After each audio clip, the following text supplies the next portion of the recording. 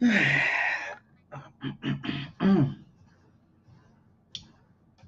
me turn it down some more. I still can hear it. I can hear it through my headphones. Thank you.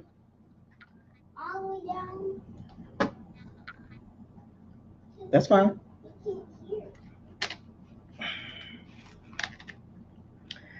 Uh-oh. Uh-oh.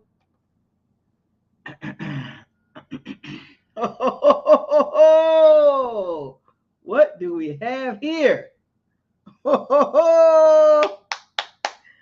What's going on, everybody? This your boy, Bucko's Locker, coming to you again. Subscribe, like, comment, share on all the new videos. Don't forget to hit the notification bell icon to notify you all new videos that's posted on this channel. Don't get mad at me. It's not just me. You know what I'm saying? Look. Look. Shouts out to all the Powers of Sea Bandits. Thank you for joining. If you want to donate, all donations are welcome, big or small. Keep supporting this channel as I keep putting out these videos. The first video of the week, you know. Look, I know. Look, I didn't see this coming. You know what I'm saying? I did not see this coming. But for those of you that don't know, now I'm gonna give you a disclaimer. I'm going to give you a disclaimer. I am not getting a Julio Jones jersey. I'm not getting a Julio Jones jersey. So for those of you that don't know, Julio Jones has signed a 1-year deal with the Bucs. Obviously, 1-year deal. And is it a surprise? Not really. But, you know, look, and Chris Godwin was not put on the physically unable to perform list, so he hasn't been put on that. So I'm trying to figure out how is this going to work? Like, look, Julio Jones is definitely ring chasing. Now, I'm not getting no Julio Jones jersey. That's just an NFC South Buccaneer fan in me. That's just I can't do that. He played for the Falcons for a long time, and that don't look. I can't buy a Julio Jones jersey. I can't do it. I'm sorry. He's Atlanta Falcon. He's only here for 1 year. I'm not buying the jersey. So you know what I'm saying. But now, as far as him helping the team, let's get it. You know what I'm saying. Thank you, Julio Jones, for signing with the Bucs. Now, I want everybody to calm down. You know what I'm saying. How is this gonna work? Mike Evans, Julio Jones, whoever thought that would be on the same team? Chris Godwin, who might be, I don't know. Then you got Russell Gage. Like, what are you running 4 wide what are they gonna run 4 wide? What's going on here? Like, they running 4 wide every game? Like, let me calm down. This is clearly, if for those of you that don't understand when I say Super Bowl or bust, this is clearly a Super Bowl or bust move. This is like the Bucs signing Antonio Brown. Like, you already had Godwin and Evans, and you picked up Antonio Brown. This is in the same caliber. Antonio Brown's a Hall of Fame receiver, whether you like him or not. Julio Jones is a Hall of Fame receiver, whether you like him or not. This is the same. This is in the same type of signing. Like, who would have thought that, you know, the Bucs would have Julio Jones playing for him? All these years we watched him play against us, you know, with the Atlanta Falcons, and then now we know this is at the end of his career. So now, mind you, we got Kyle Rudolph and Julio Jones at the tail end of their careers. Now, I don't know how much juice Julio Jones got. And for those of you that haven't been paying attention, his last couple of seasons hasn't been productive. It's been very, very, very, very injury prone. Now, this is what happens. He's a hyper athletic receiver, extraordinary talent. He had a lot of leg injuries, mostly hamstring injuries. You know, some ankle injuries. So his last couple of seasons hasn't been great, but he still can produce. Now, can he produce at a full-time clip? No. You know what I'm saying? Not at a full-time clip, but as a part-time receiver, he can produce a lot. And guess what?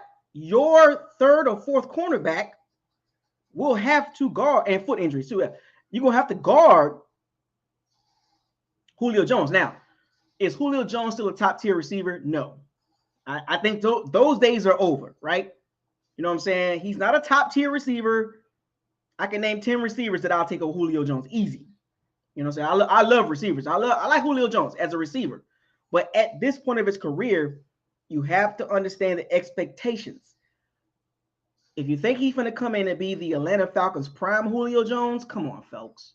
You got it. I'm just giving y'all the realistic breakdown. Like, I know everybody's hyped up. I know everybody's like excited. You know, now I know. Look at the social media feeds now. You're talking, you're talking noise to other fan bases, which is fine. But I gotta also give y'all the raw, uncut truth and the breakdown of my opinion and what I believe, what the expectations is. Now, not necessarily saying I am going to be right, but just from looking from a football fan perspective over a Bucs fan perspective, because I'm gonna give it to you from a Bucs fan perspective, but I'm gonna also give it to you from a football fan first perspective, right? Now, as you can see, I rep Bucs all day. Don't get me wrong. So I'm going to give you two different perspectives on the Julio Jones signing. The football perspective is what I'm giving you now. The expectations for me, 35 to 45 catches. It's not enough. It's only one football. So 35 to 45 catches, 5 to 7 touchdowns is good. That offsets the tight ends. Look at the tight end situation. This is a good sign because you want to know why? The tight ends are weak, so the Bucs know they need more firepower. You have to have firepower on the field at all times. So if you have a 3-receiver set, if you do a 12 or 13 set, the tight end is not a threat. No offense to Cameron Brate and Kyle Rudolph, but this offsets the loss of Gronkowski because Julio Jones is known to make great catches. He will definitely help the loss of production from Gronkowski. But think about this. Even with Kyle Rudolph and Cameron Brate and Kay Otten and Cole Kef, that don't equal up to Rob Gronkowski. So this was a smart signing by Jason Light, 1-year deal. You bring in Julio Jones to help with the production that Gronkowski not being there. So I'm going to lump it in like this. The Julio Jones, the Cameron Brate, and the Kyle Rudolph is going to equal up to the Rob Gronkowski production, the 60 to 70 catches. So if you look at it from a football perspective, Julio Jones, Cameron Brate, and Kyle Rudolph, if they can combine for 60 to 70 catches, that's perfect. Most of those catches are going to come from Julio Jones, right? Now, the flip side is injuries. How much can he stay on the field? Now, I'm going to go ahead and say this now. Full disclosure, Julio Jones is going to get hurt at some point. It's just in his football history. He's going to get hurt at some point in the season. Now, remember what I told y'all. The only thing that's going to stop us is injuries in the Rams and possibly the Saints. But just from an internal perspective, injuries, the Chris Godwin situation, the Julio Jones injury-prone situation, even with Kyle Rudolph, what I'm saying? What are we getting right there? And Mike Evans can be a little hurt too sometimes. So, and Fournette can get nicked up too. But Julio Jones, to me, will be more situational than every down, if that makes sense, right? Situational. Okay, I want y'all to understand that. Situational threat, right? So at some point, you're going to have Mike Evans and Julio Jones on the outside. And then you're going to have Godwin in the slot. And then you got Fournette coming out the backfield. It's only one football. So some plays, Julio Jones is not getting the ball. He's not the primary target. Let's get that clear. You know what I'm saying? Let's get that clear. He's not the primary target.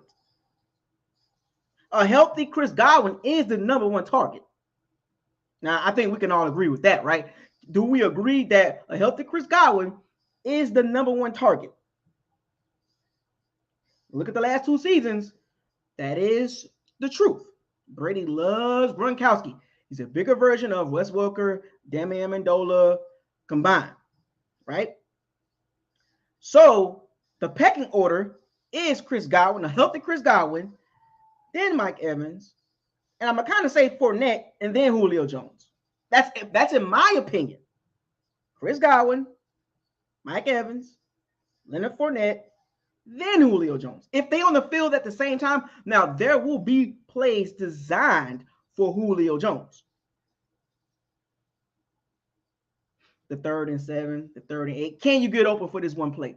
And it's going to be a lot of times that he'll go out there on that 3rd down and get a 1st down and come to the sideline, because it's not about the regular season for Julio Jones.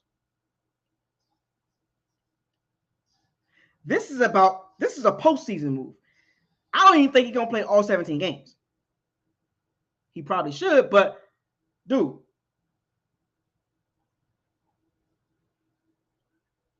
I don't expect him to play 17 games. I'm expecting him to be available for the playoffs. This is a playoff move. The only thing that's going to stop the Bucs from going to the playoffs is injuries, catastrophic injuries on the line, and we have enough receiver depth. So now look at the ramifications of the Julio Jones signing. Rashad Perriman, Tyler Johnson, Scotty Tuhati, Darden, Cyrus Grayson. 2 of those guys probably ain't gonna make it. 2 of those guys gonna get cut. So our young depth is gonna take a hit for right now. The Bucs are in win right now 2022 mode. And if just so happened that Scotty Tuhati and Cyrus Grayson or the combination of the 3, Tyler Johnson get cut, Rashad Perriman get cut, 2 of those guys gonna get cut. I'm just giving you the internal perspective from the Bucs perspective, and I'll get to the Bucs fan perspective. I'm just giving you from a football perspective. This is a great signing for right now, but it is not a great signing for long term at all. The only question with Julio Jones is health. That's it. That's it. So, in my opinion, Rashad Perriman will probably get cut. This is probably because Rashad Perriman is not a great number 4. Because you got to look at it.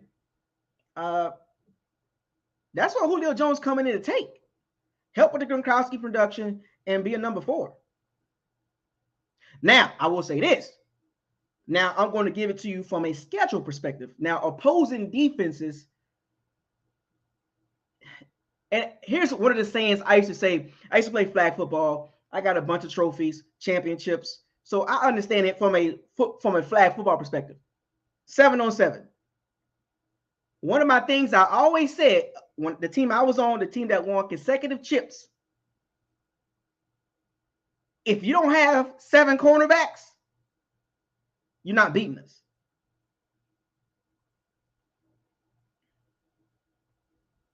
When I was winning championships and flag football 7-on-7, I always said to other teams, if you don't have 7 cornerbacks, you're not beating us. And they looked at us like we was crazy. And at the end of the game, we beating these teams 56-14.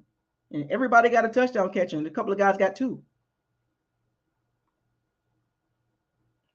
Two guys got 2 touchdowns, and the other 5 touchdowns, other 3 touchdowns from the center and the slot. So it's about the weapons on the field at all times. So if put it in the perspective of the Bucs, Mike Evans, Chris Godwin, Julio Jones, Russell Gage.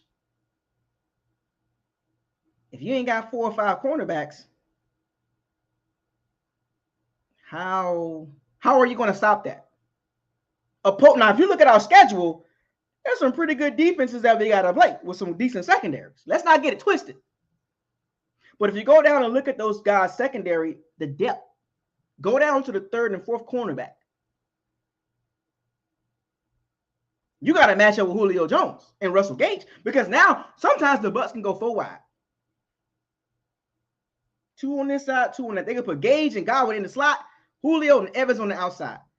You got to have 2 top-level cornerbacks, and you got to have some top-level slot guys. So now your third guy or your top slot guy got to guard Chris Godwin, and your second best slot guy got to guard Russell Gage. And then your number 2 cornerback got to guard Julio Jones.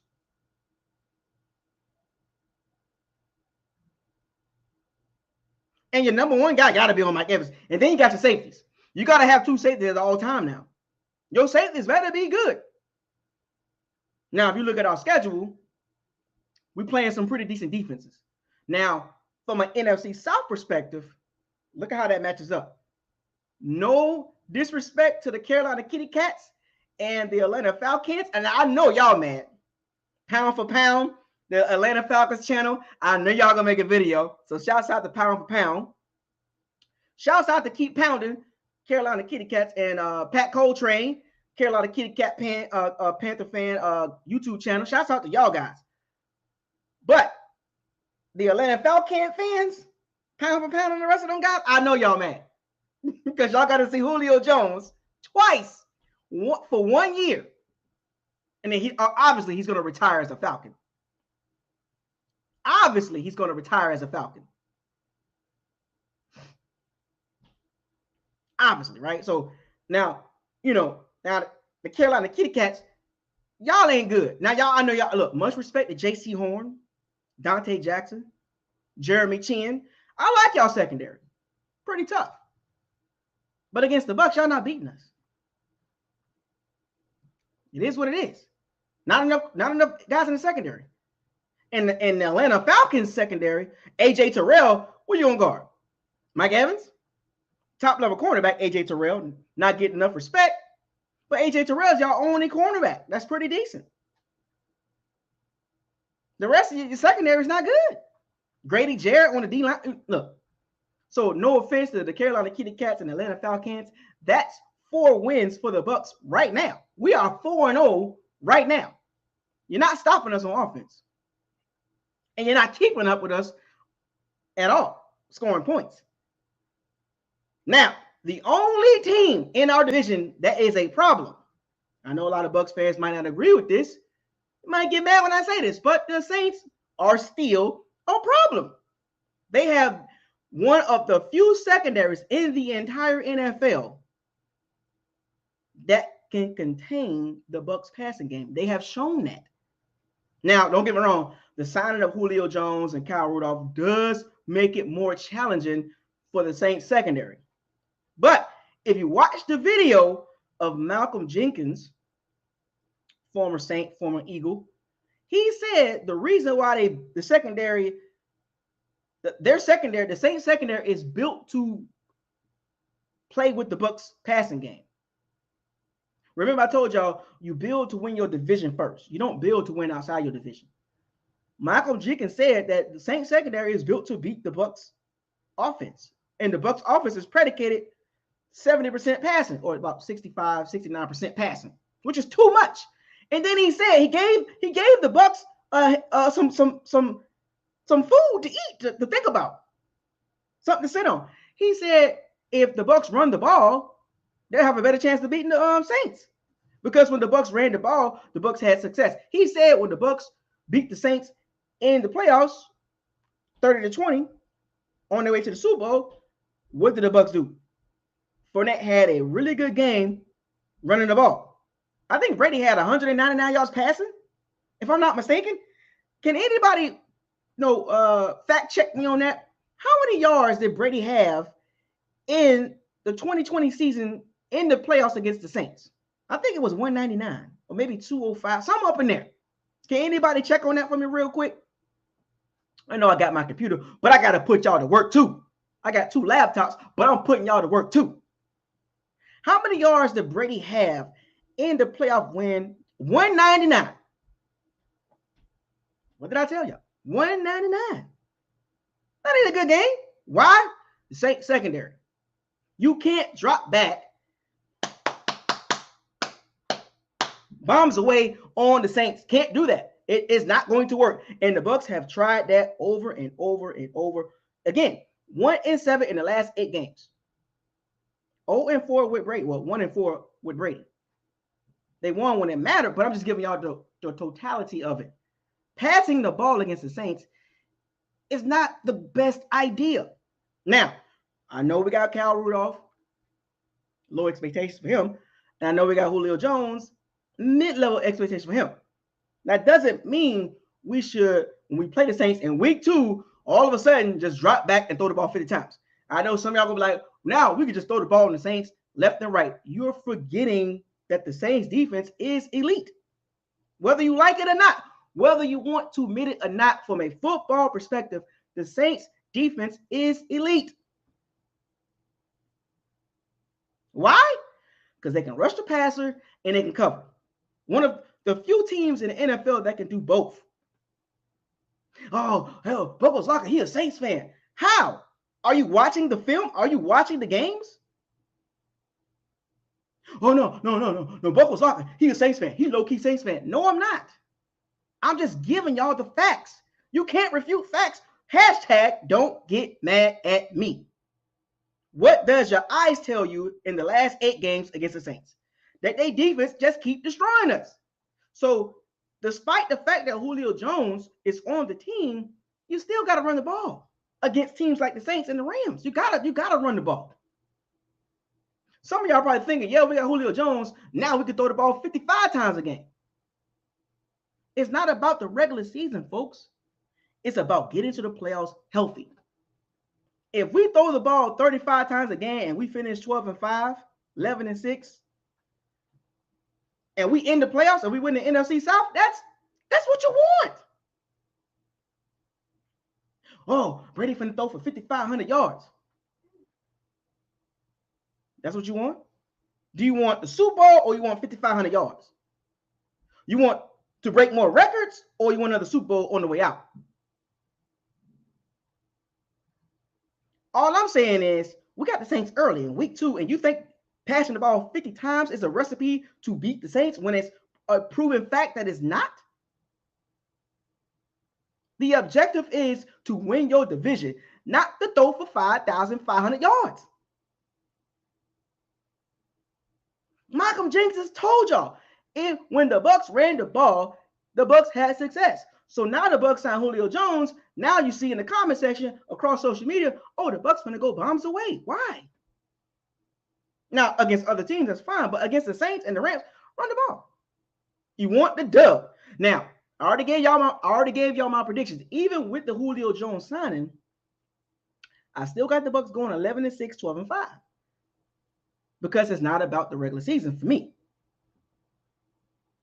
Even with the Julio Jones signing. Some of y'all probably thinking, oh man, we going 14-3 or 13-4. By all means, go ahead. That's cool. If the Bucs go 13-4, 14-3, great. Because for one thing for sure, this season, on our way to the Super Bowl, possibly, you got to beat the Saints one time. Got to beat the Saints one time.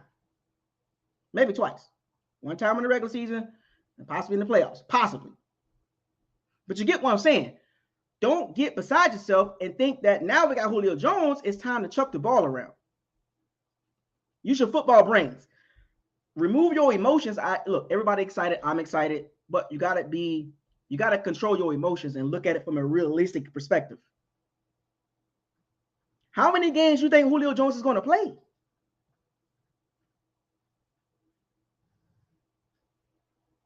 12?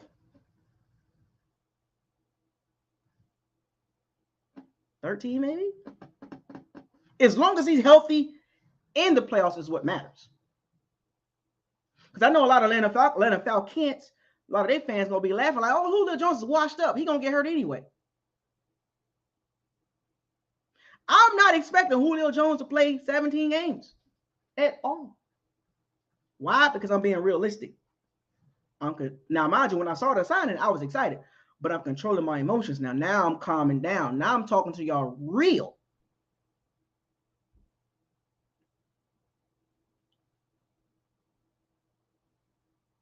Yep. Julio Jones is a Hall of Famer. He will retire as a Falcon. Because I know some Bucs fans tend to think when people come to the Bucs is they Bucs for life and they're going to retire as a Buc. No.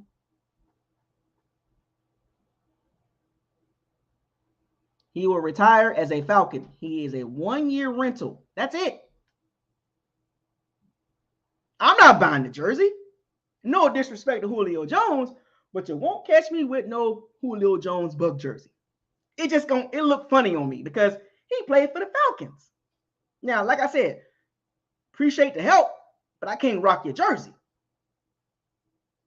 I can't do that. I'm not doing it. I'm not wearing a Julio Jones jersey. I know we're going to see some Bucs fans out there with the Julio Jones jersey running around, pounding their chest, talking about Julio Jones and Bucs, Ring of Honor. Not me. Chris Godwin and Mike Evans, wide receiver jerseys. I'm not even getting the Russell Gage jersey. He ain't been here long enough. He wasn't drafted by us. Sorry. And that's no hate, no disrespect to those guys, but they play for the Falcons. They helping us. I appreciate it, but I'm not rocking the jersey. I'm not doing it. How that look as a Bucs fan wearing a Julio Jones jersey?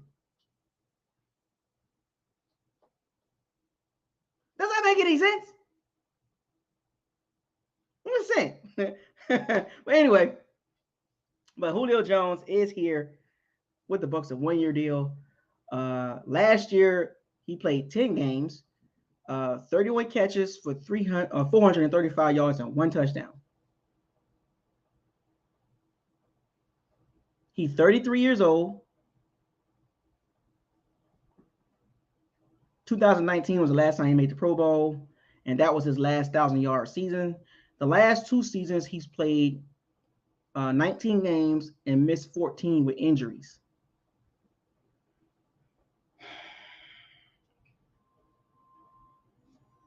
The last 2 seasons, he's played 19 games and missed 14. See the track record? At 33 years old. And you expect him to play 17 games? But let me get down to the remaining free agents that could help the Bucs. I wanted to go down this list here. I had to get that out the way, right? So the remaining free agents for the Bucs, possibly, right? I know I want to talk about that before I bring everybody on. I know y'all got things to say. I know we got some people out there. No, I'm not getting that jersey either. I'm just saying, I am a true Buc fan. All the way. If you're drafted by the Bucs, let's go. You know what I'm saying? Like, I like to see homegrown. I like to see homegrown. Now, if you've been with the Bucs as a free agent and you've been here like 4 or 5 years, that's different. You know what I'm saying? But I like to buy guys that was drafted by the Bucs, developed by the Bucs, and played most of their career with the Bucs. You know what I'm saying? That's just me. I'm one of those Bucs fans. I'm not one of those Bucs fans that go buy a jersey if a guy be here for 1 year, 2 years. You know what I'm saying? That's never been in my mindset. I'm not one of those guys. I'm a real Buc fan. You know what I'm saying? Like 1-2 year rentals. Can't do that because it's like I need you to be here a little bit longer. Now, if you finish your career the next 4, 5, 6 years with the Bucs, that's different. But 1-2 years, Julio Jones retired as a Falcon. I'm not gonna wear his jersey as a Bucs fan. Like, I'm not doing it. You know what I'm saying? That looks awkward, man. Like when I see a Bucs fan with a Julio Jones jersey, I'm gonna be like, he only here for 1 year, right? He's been with the Falcons the entire time, right? He's only playing with us for 1 year, and you're gonna buy the jersey, and then the next season he's gonna retire and sign a contract with the Falcons for 1 day and retire as a Falcon. I'm not doing it. I'm not doing it. I'm not doing it. I'm sorry. You retire as a Buck, I'll buy your jersey. How about that? If you're in the Buck, you retire as a Buck, I'm buying a jersey. Harden Nickerson, Garrett Brooks, Donnie Abraham, Ane Barber, you know what I'm saying? Mike Allstott, Leroy Selman, Eric, James Wilder. You know what I'm saying? Give me those guys. Give me the guys that went through the losing seasons, that was there, you know what I'm saying? Like been through the struggle, you know what I'm saying? Like that's just me. I'm one of those Bucs fans, So the remaining free, I'm off sidetrack. I got sidetracked. So the remaining free agents for the Bucs. Now I don't know if they're gonna sign anybody else, but you do have Dwayne Brown, Odell Beckham. Well, we're not gonna sign Odell Beckham Jr. now. Don't need him. We got Eric Fisher. I don't think we need anybody in the O-line. Dante Hightower. I think the Bucs need to sign a pass rusher. AJ Johnson, the linebacker. The Bucs could use some depth right there. Anthony Barr, he's still out there. Joe Hayden, Chris Harris still out there. I mean, I'm just giving y'all some guys that could possibly help the Bucs. Oh, we got a super chat. Hold on. Mopar Buck, thank you for the $50 super chat. He says, let's get this business clear. It is clear. It's definitely Super Bowl bust. JJ here for a chip, period. As most these 1-year deals tend to be with us, let's all bow our heads, pray this man's hamstrings stay in one piece, and if they do, flame, fire. That's definitely true. Folks, please, everybody, every week, starting now, every day, please pray for Julio Jones' hamstrings and foot. Do you understand? Please pray for his foot and hamstrings. Now, let's be honest. Julio Jones ain't just signing with anybody. He signed to win a championship. He picked the Bucs. He could have picked the Packers. But remember, Julio Jones is a Southern guy. He didn't want to go up north. He didn't want to go to Midwest. He didn't want to go out west. Stay down south. Stay in the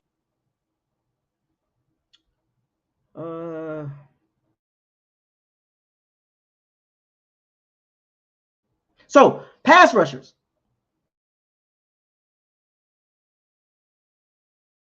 So it's like just keep Jason Pierre-Paul. Starla Tulade, Linval Joseph, KJ Wright still out there. Carl Nassib is out. Tariq McKinley, another former Falcon.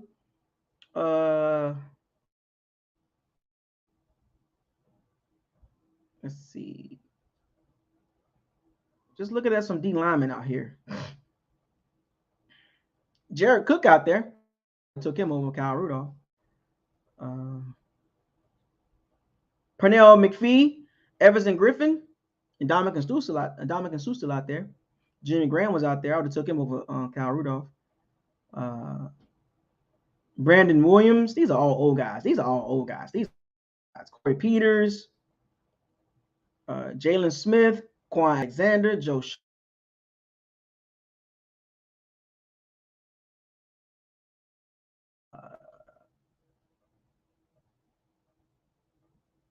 Let's see.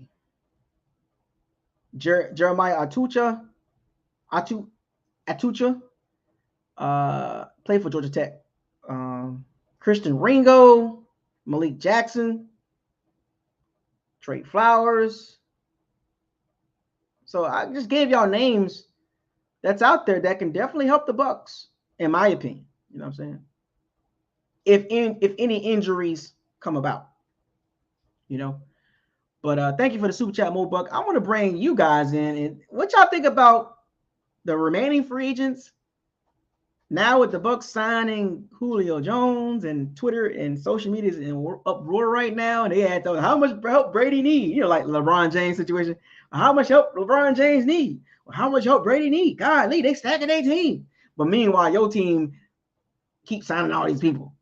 You know what I'm saying? So let me share the link real quick, folks. Let's get y'all in here.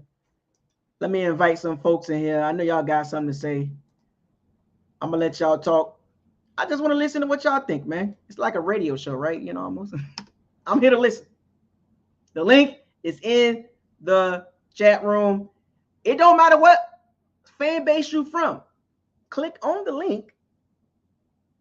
Come join the locker room. The locker room sometimes fill up pretty fast. Sometimes it's quiet. Sometimes the locker room get live. But remember the rules. Respect other people's opinions. No disrespect.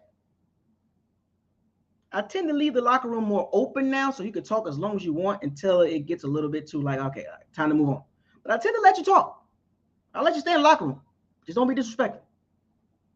I'm gonna make you take a shower and go home.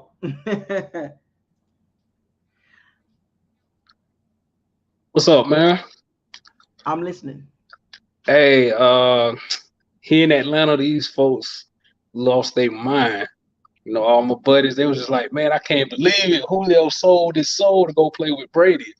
But I came on late, so I gotta ask you this.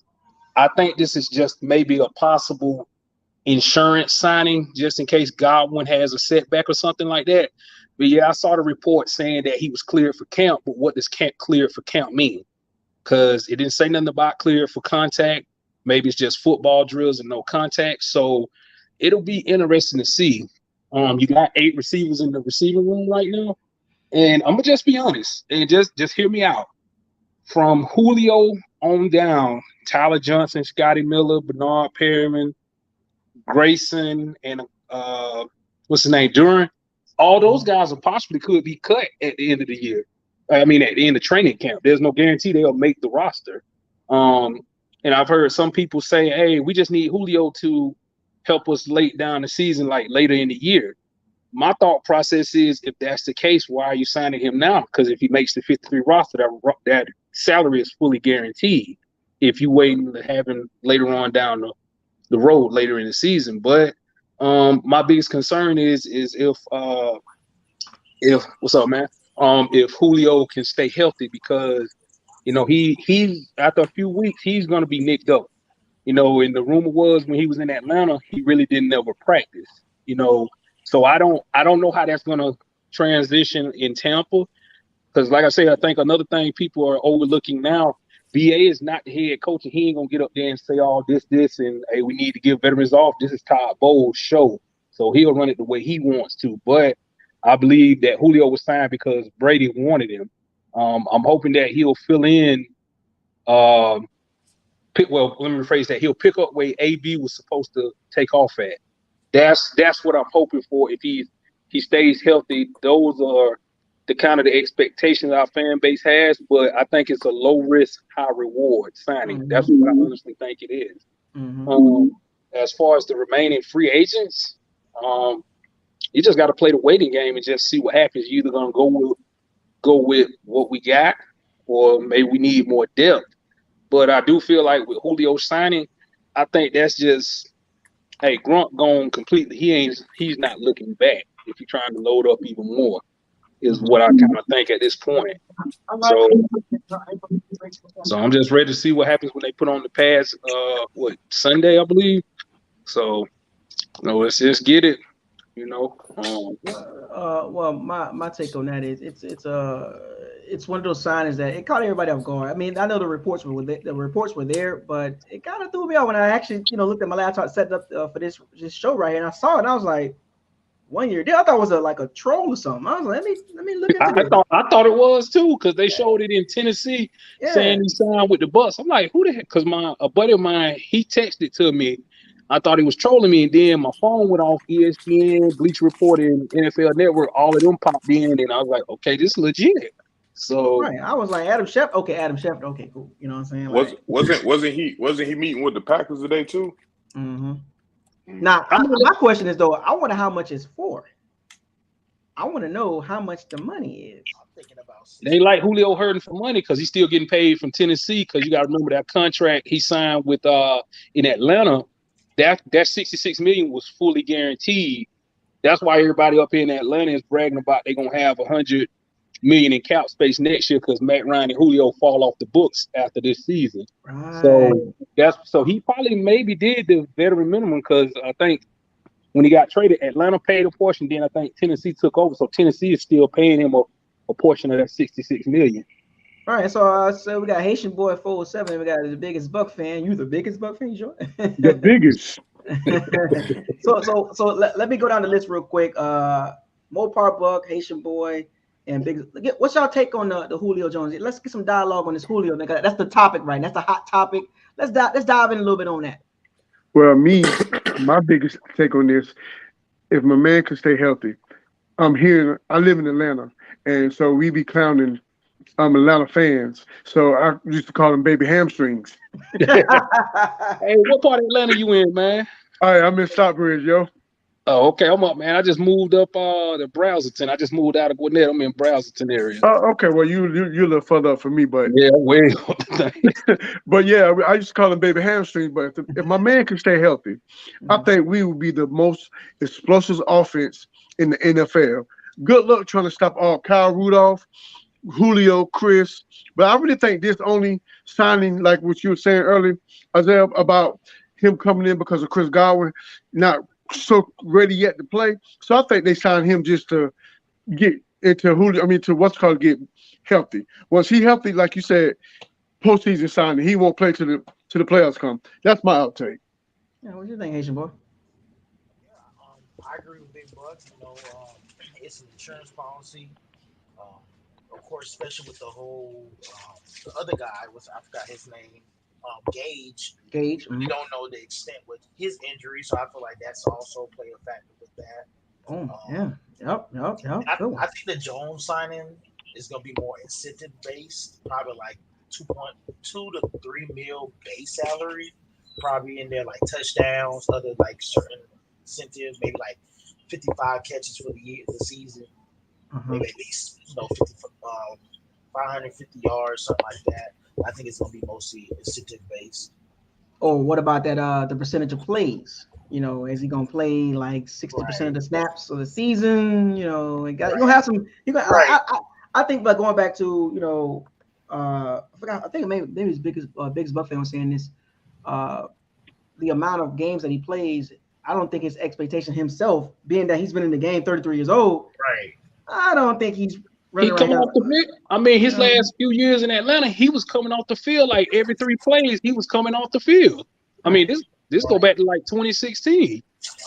But another thing with that too is he was the number one guy all time. So coming here, it benefits him like snap wise. I think he's gonna play a drastic decrease big time. Yeah. So I think it's gonna be a beautiful relationship. Like at least we ain't gotta worry about no AB stuff with him. Right. Wait, now that's total opposite. He the total opposite right. of what AB. Now, mind you, now skill wise, now on the field, both of those guys are like, you know what I'm saying, elite. Right. Like, you know what I'm saying, like that's not discredit. I know AB had his little, his little breakdown, mental break, but that's not discredit what he did on the field.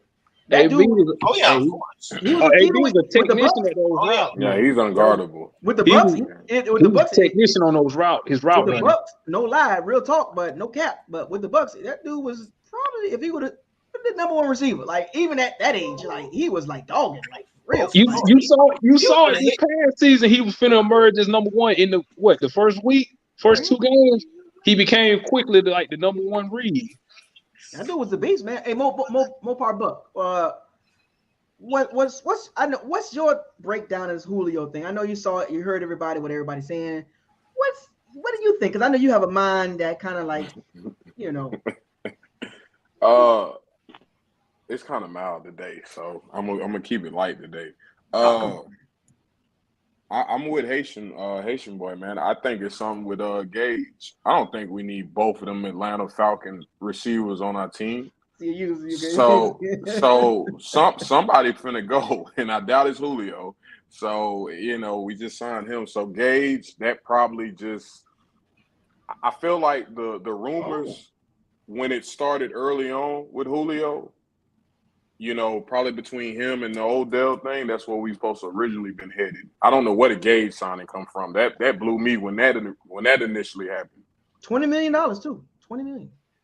So I'm kind of like that on that. As far as everybody saying the playing time, yeah, man. He I feel like third downs, red zone, that'll take some slack off of Mike Evans.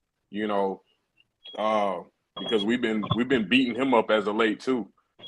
Since Brady didn't and we know Evans is getting up in age, and we can't use Chris Godwin the same way, especially coming off his injury. So somebody got to split that load that Grunt would do. So let me get back to this Russell Gage situation. I know that it came up Gage having some issues and not really practicing or performing. Like what's really going on with that? Like Brady said something about it. We need him out there and this and that. And like, is there something behind that more to it? More than meets the eye? I heard it's injuries, but I also heard it's personal issues. So, that could be Brady trying to pump him up, letting him know if Brady got to come out and say it. It's a problem. It's a problem. So I just don't see why we would need both them receivers on our team. So let me ask you this then. So Big Bucs, y'all, so the couple guys that live in Atlanta.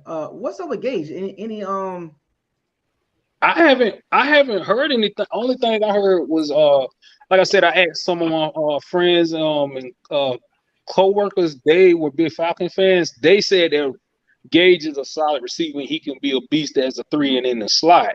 So I didn't, but like I said, when we signed him, I was just like, is he going to be the number 2 while Godwin is out? And I'm like, Godwin plays the slot. So, my question was, can he really play on the outside as a number 2? I mean, he did his thing last year considering what they had, but as far as like the injuries, I never really heard anything or heard anything personal or him having any off the field issues. I mean, I did take that kind of serious, like after OTAs when I guess you was. I mean, was it Brady calling him out?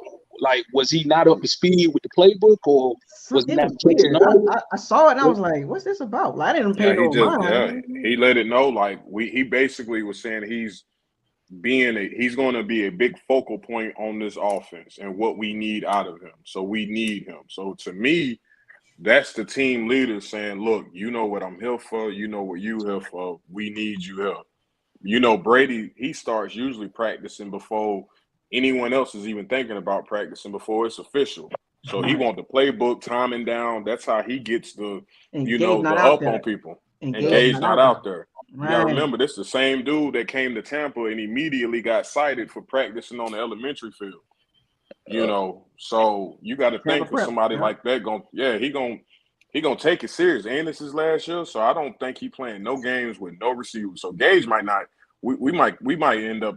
I ain't gonna say we cutting him, but I don't know what's going on with that one. He might not be on the field as much. I would say this: if Gage, the money that he's making in the production, if it don't add up, that's a waste of money. Yeah, definitely is. I agree with you there. Let's be real. Let's keep on it. Like the Julio signing, it cuts into Gage's production. So did we have to give him all that money? I don't know, man. I think Gage going. I mean, but let me ask you guys this: do you really think Chris Godwin is going to play week 1? I don't think so. I don't really believe it. That's why you got in all honesty and trueness. If I'm Godwin, I'm not coming back to around week 6. I'll let it be fully healed. I mean, we got your money. Why would you? If he could, why would you anyway? Look how our schedule jump off the first 4 games. Tough. We don't need him. We could, if he's able to play week 1, that means he can get a little dust off him in preseason. Just run a little route or something. I doubt they're gonna play him in preseason though. They probably gonna be cautious with him. Well, we seen these type of injuries across the sports world, and we seen, like, especially in football, a guy gets his ACL torn late in the season, or in AP the exception. Right. These guys don't. How many guys you see come back in week one? You know what I'm saying? Like Joe Burrow did it. Burrow, AP, and I don't recall Joe Burrow, AP, Jamal Lewis, because Jamal Lewis tore his ACL and then ran for 2,000 the next year. And but hold on. Now there could be, and it's just me doing that how I usually do. Now you got to remember, initially they said it was fine before the playoffs, and apparently you remember a whole, like, after the testing, and even BA said everything good. Then out of nowhere, no, it's a torn ACL. I'm like, whoa, what happened? Was that confused. So. But you know, BA though. You know, BA. He be saying some ridiculous stuff anyway. I mean, it was going around YouTube, all your media outlets. It wasn't that bad. I looked, to me when I saw it, I was like, okay, his knee. We was watching the game. All of us was watching the game. But y'all, I was live. I was like, oh. When way it buckled, I was just like, I hope he didn't tell nothing. But they was talking about he was questionable because you saw him trying to stand up and run on the sideline. I was just like, he might be okay. He did run on the sideline though. He was jogging on the sideline. I knew it was bad. I was just thinking maybe because of the franchise tag, he made the decision. No, because we had the playoffs and you know how he getting used. No, and then you tag me again just to come back. No. So okay, we got Lee in the room. Lee, what's your thoughts on this Julio thing? Because it's the hot topic right now. We'll get into the free agent stuff, but I want to touch on this Julio more perspective on everybody else. Honestly, man, I think I was like you. I thought I was getting trolled or something. I was like, Julio Jones, what? Is this mad? This the thing is that if Julio Jones is healthy, if he's healthy, a 75% Julio Jones is still better than any other receiver, right? So it could be. I think really it sounds like they did it to keep him away from Green Bay, in my opinion, and perhaps just to make sure that Godwin might not. We don't have to push Godwin, right? We don't need to push him.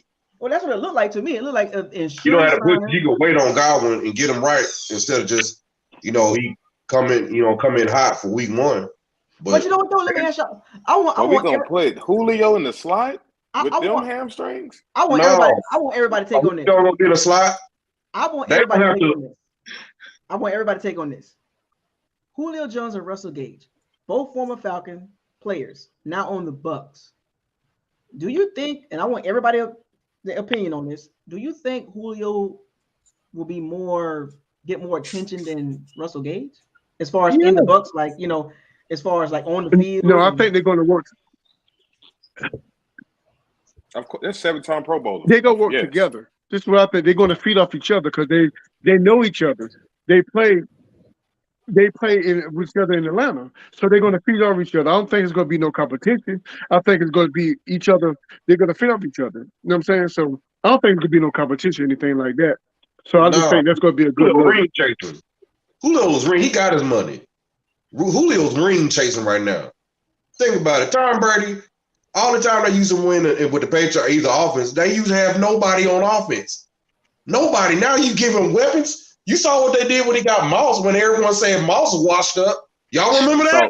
So what I'm hearing is the hamstring injury. I don't really think it's ring chasing because he was in Tennessee. You know what I'm saying? He had a good quarterback in Tennessee. You know what I'm saying? He had Derrick Henry. You know what I'm saying? So that's a good thing for them winning the Super Bowl there. I just think You said he had a good quarterback in Tennessee. No, I said they focus on the run. Oh. The offense go through Derrick Henry. The offense go through Derrick Henry. The offense go through Tom Brady here with Tampa Bay. We finna put it into the air. I mean, if everything is right, we can almost. We need to run the ball. We can't do that against the Saints and Rams. Hold on. We can't do that against the Saints and Rams. Haitian boy, what's your thing on what's your take on this Russell Gage Julio thing? Like, as far as it's gonna be 55% Julio and 45% Gage, or 60% Gage, 40%. What you think on the Haitian boy? I mean, you know what? that's very interesting because I'm curious. Before the whole Gage thing, I would probably straight out say like 65 to like 35. So as far as like Julio and between Gage, I would have said Gage would have been 65, Julio 35. But now with the whole Gage situation going on here, I'll say probably 55 Julio, 45 Gage. It's almost like I think I think Brady kind of won. I think for me, in my opinion, I think Brady would probably want Julio on the field more. Right, because he's a 7-time Pro Bowler, All Pro. That means this man already knows what he's doing. So it's not going to take him, I guess, as long to catch up to have that chemistry the way Gage will. I think that's the reason why Brady, as always, is probably the biggest Brady lover out there. Like this man everything is about precision, practice, continuity. Like the thing with him is if you can't start off right with him, he gonna just keep you to the side. And that's the thing that last year that happened with certain players. Like I'm throwing you the ball, you're not paying attention, you're not running your routes where you're supposed to be. You need to be in certain positions and you're not completing that. So I'm not gonna look your way until you can prove to me that you're doing what you're supposed to do, your job. So I feel like that's the thing with right now with Gage, where Gage gonna have to earn that trust to be that guy. So let me ask you this then. Is Julio more on the outside than inside? Because Gage is pretty much for Godwin. That's a swap for Godwin, right? And we can all agree on that, right? The Gage Godwin is pretty much the right. Yeah. I think they're gonna be creative with it. I think they're gonna have him all over with the same, right? I mean, right.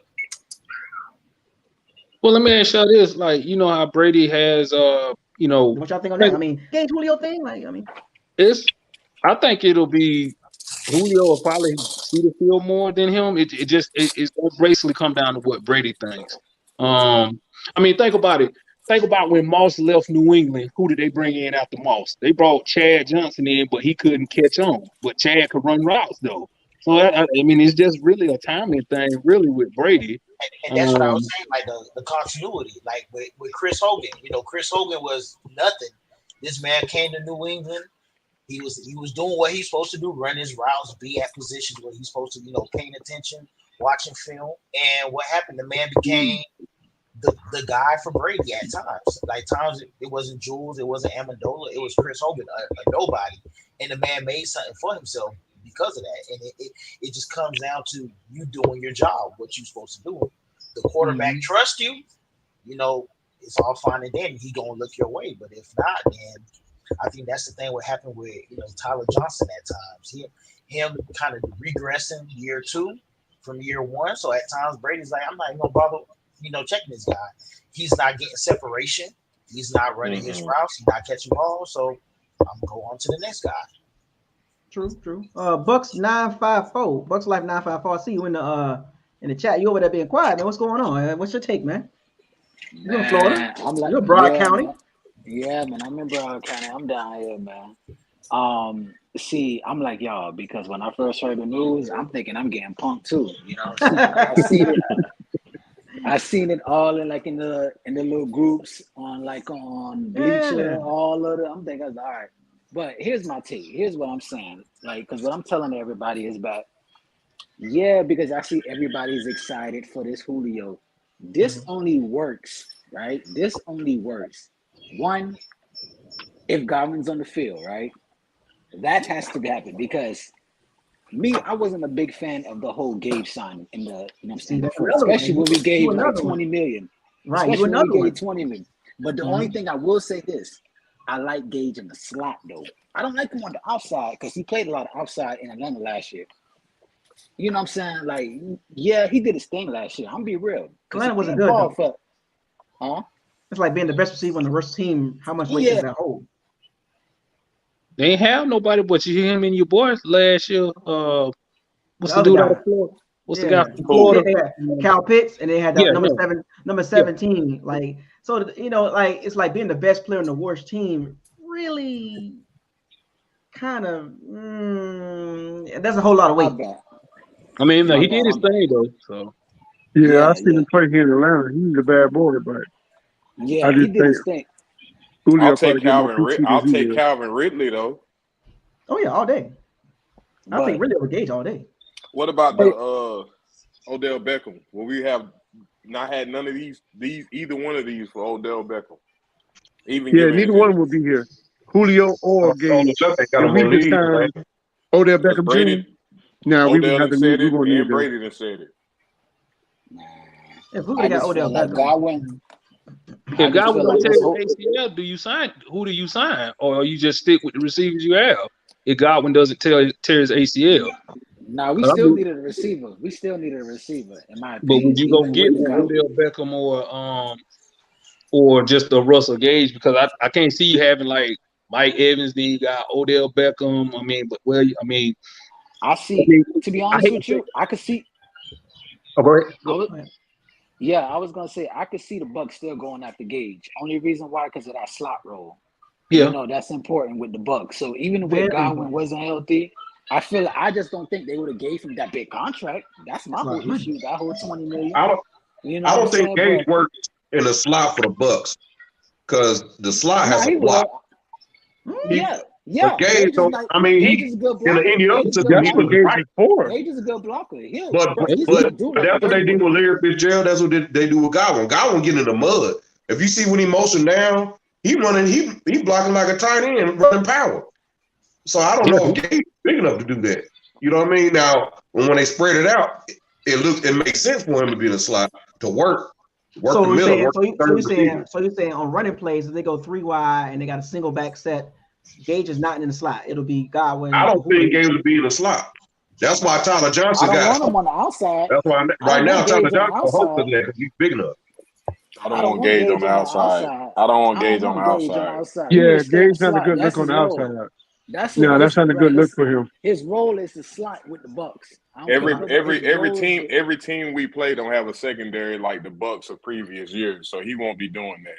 So let me Yeah, ask y'all I this. agree. So let me ask y'all this. Now I know I'm not worried about the Falcons defense and the Panthers defense, but what about the Saints defense? They match up well against They the match defense. up across the board. Run the ball. Across the board, they do. But do they? But hold on. Lenny Do 8 they? carries. They match Stop up that across crap, the board. man. No, but do they though? What game have we actually had a complete, full, healthy AB playing like he's supposed to play? Has AB played a full game? What you mean, like it's the Saints? I don't know, man, but I Against the think The Saints. I'm Against saying the when we've Saints. had He a had a full. game. He had a game. He was there. Yeah, he had a game like the 38-3. He was there. He didn't do That that. was like his third game. He didn't do He was anything. there. Everybody was healthy that game. We Yeah. gotta run the ball. That's the key. Todd Boyd is our new head coach. He says we're gonna be one more. I believe him. I think either Godwin or Evans was kind of banged up in one of those games. I don't think all we've three been healthy. No, we know, haven't man. had that. And some of them games, AB ain't even played. So when who was that yesterday talking at the interview when he was like such and such, he'll line up with AB, and that's a good matchup. No, it's Oh, you not. talking about Jenkins? You talking about Jenkins? What are you talking about, Jack Rabbit? Like, what are you talking about, bro? Like, I don't think we've had a full, healthy receiving core without some type of look, Marcus man. Smith. Look. Ain't he a Cowboys fan?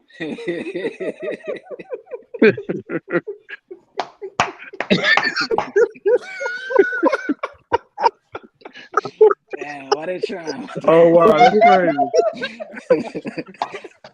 Marcus Spears. That's the first. Swagoo. Oh man, They trying. That's the that's a first good one. one, man. That's a good one. Shouts out to Custodian, man. What? I hope you're a Bucs fan on that one. That's a funny one. But no, but I look. The tape don't lie. Throwing the ball against the Saints is not the recipe, bro. No, It's not. we got to run. It's And the enough Bucs tape. continue to pass the ball. It got to be a balanced attack. I mean, you can run and pass, but it has to be a solid balanced attack with no turnovers. Like, if you got to convert third down, you can't turn the ball over, and you can't go down by no more than no more than one possession, or it's gonna be a long night. But I'm gonna tell you who's gonna be the key just a factor mind thing in that game when it comes to the running game. It's gonna be White. he's going to be the factor. I think we have an Kamara in him, so I think he's going to be the factor. I agree, but I got to see it in camp first before I can really right. You got to see that. it. You know what I'm It saying? look good on tape, but you I know, got a good feeling. Yeah. Now remember now, folks. Now keep in mind, fellas. Week 2, we got the Saints early, so it's gonna be healthy versus healthy. You know what I'm saying? Kamara ain't playing. Kamara gonna be suspended. Is he suspended now? Well, that's they haven't said anything it all depends yet. on the court date. It all depends on the court date. Until we get the actual like he's been suspended, I'm not saying that. I'm not doing They'll do it for Brady. They'll do it for Brady. They'll let us get one. I think we're gonna beat them twice this year. Okay. I know this. We better not lose to Dallas week 1. I know that. We can do I feel Todd Bowles. I feel. Here's the thing. I feel like if Todd Bowles does nothing else, if he can do something like his first game beating the Saints in New Orleans, in New Orleans, what he does moving forward, man, it will be great for him because BA being who he's supposed to be, being a quarterback whisperer with Brady, you all these things, and you let Todd Bowles, given his history over at the Jets, come in and beat the Saints in the Dome. I was gonna say the same thing. That's a good point. It's about coaching. So I could see Todd Bowles making those his objectives. Well, if that comes to fruition, the game plan that got to be different from what BA had. I think it's going to be. If I really look at it, man, like I don't know for some reason, but when we play the Saints, we play. They physical us. They beat us up. And it's just not that. It's just a lot of slop. Like whether it's stupid penalties on offense and on defense, like that Halloween game, for instance. That was a game we were supposed to win, but guys out here getting out of line, getting their emotions into things, they had an opportunity to just keep their foot ahead points wise. But it's just those that's those things Brady was talking about, those little key things like tweaking, like you're supposed to be it's the same thing with defense. If I'm supposed to be right here in front of my guy, I missed that tackle, like all those little key things right there play a big factor, and I feel like that what tends to happen. Are we being honest though? Like, are we saying it's more the Bucs than versus Saints defense causing the Bucs problems? No, I think the Bucs. No. I believe they match up well against us. Yeah, they match up well against us. They match up well against us. I feel like we get too much in our feelings when we play them, and we just do a lot of little mistakes. Like it's all mental. It's all mental. Like the game where we got shut out. You know, that was a perfect game. No Sean Payton. Right. Perfect game for us to put points, but no, they want to throw the ball, not run the ball. They were on their third string quarterback, and we still lost. You know how sad that is? You know how sad that is on your third string quarterback. But like coaching, that's what I'm saying. Like those emotions. And that's even much sad. The fact that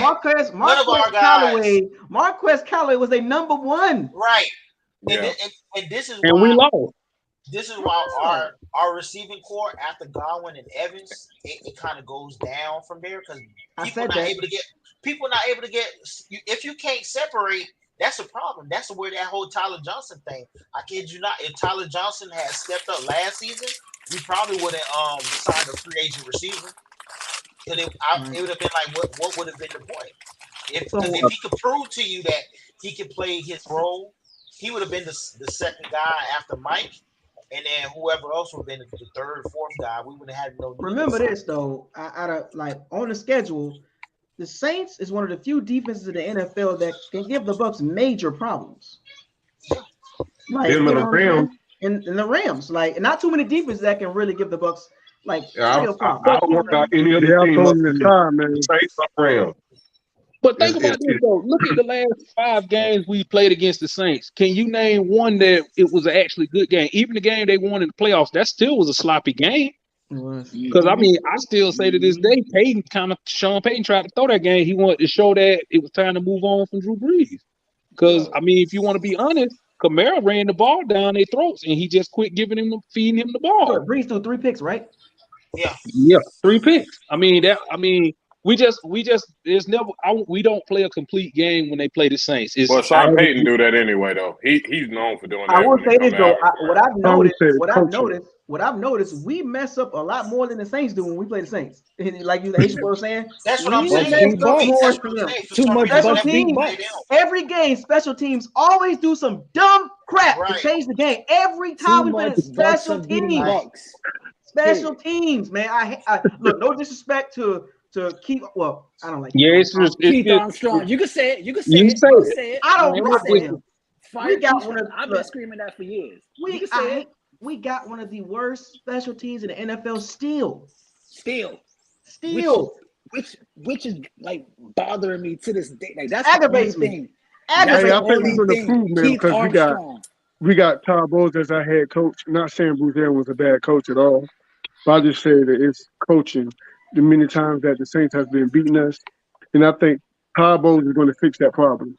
Yeah, he is. Special teams cannot cost us field position, points, or a big return, or block punt, or block field goal. It's always something. Every freaking game, the last 8 games, is always something with special teams. Can we get a return for a touchdown, please? I'm tired of seeing these other teams getting a return for a touchdown.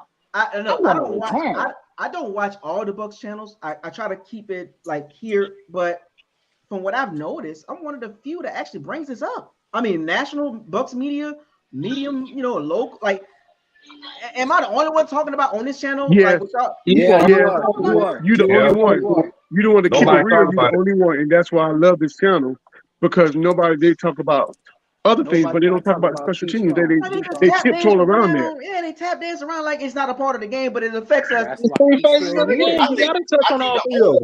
only other one you mentioned is probably Pewter Report. That's probably the only other one. The only other one. That's why Keith is still here, because they don't like to bring it up. Exactly. They like to gloss over that fact. They want to bring it up, but come on now. That's like one of the most. No, that's been like the weakest coach like last 3-4 years. It's a weak spot. I think about it. Devontae Harris, formerly Devontae Harris, but Hardy now, he always has a big return against us. Like, why is he getting these big returns, 20, 30-yard returns? Like, remember the pop-up kickoff? They with Darden and Mike Edwards, they kind of fumbled. Oh Lord! Man, what's y'all doing? Oh my goodness! Don't bring it up. Like, what? Darden get tackled too easy. I had high expectations for him. It's the way that he runs. Darden is done. He's scared. He's scared. Get him out of there. Nah. See, I'm not gonna do that. You know what? Hold on. Now you got to come on, Saints fan. You've been in the chat room running your mouth. No disrespect, Corey. But you need to come on in here. You got a lot to say, but you need to come on up in here. Come on up in here. We ain't gonna bite. But can I make a comment to this comment? You need to come on up in here, man. No, I want to see. I have a stat for this. I want to see him come in here. If you're gonna do all this, front office, boy. If anything, we need to see that book. We need to see the same book. What else we need to see? Hold on. Y'all ain't got no campaign. How y'all still signing people? Hold on. Come on, Corey. Ain't nobody saying that. I rock with you. They keep signing people. They front office so rigged. Boy, y'all front office so rigged. Y'all ain't got that much money, man. I know y'all ain't talking about no front office. A Saints fan just told me today, right? A Saints fan just told me today, because I told him, I say, because he claims the Bucs don't know how to draft. So I'm like, wait, how many second contracts do young rookies get? He tells me, they get like big contracts from other teams. So I said, y'all just draft players for other teams? Oh yeah, because like is I don't know if y'all know, but Tampa Bay is number 2 in draft retention right now. Oh yeah, right behind Green Bay. I want to bring up a point too. Right behind Green Bay. So if our front office is not how good, many Pro Bowlers Jason Light didn't drafted? Come on now. Exactly, and then how we signed all the 22 people back last year. You know what I'm saying? So how our front office is not good. You know what I'm saying? But all the winning Super Bowl team back. But hey, is that Saints guy? If he's talking about drafting, are you basing that just off one draft class, 2017? That's the 2017 draft class. We can go back to 2018. I need Corey to click on the link. That's all I want you to do, Corey. No, I'm just saying that's going to be the basis of his argument in the 2017 draft. We'll beat the Saints when they stop aiming at people kneecaps. That's right, Bounty. That's right. Y'all did get found guilty on Bountygate, so let's keep that 1,000. Corey, I'll rock with you, Corey. But at some point, Corey, you got to come in. At some point, Corey, you got to come in and defend this because you felony fans. Felony fans. Big Buck said it got to be a balanced attack. They got to run the ball, man. We can't come out passing on this defense. We can't do it. I'm not afraid of the Saints offense. It's their defense that give us the problem. Nah. Hold on. Winston did say he want to crush us. Winston said he wants to crush us. Hey, I feel good that James their quarterback. Me too. He gonna get something. Yeah, he said he want to crush us this year. So now we're gonna turn the page. We're gonna turn the page and talk about this free agency because there's some guys. Do you think the Bucs still can sign? Carl Nassib. Why did we get rid of Carl Nassib? Carl Nassib. He was a free agent. He went and got paid. Bring him back, man. I think we need Flowers. Carlos Dunlap. Look, we need we need like Anthony Barr or Flowers. Dunlap is 33 and Pierre is 33. Jason, so what's the difference? Trey Flowers. That's it. Nah, but Trey always hurt. Trey always hurt though. Is he though? I mean, Julio always hurt too.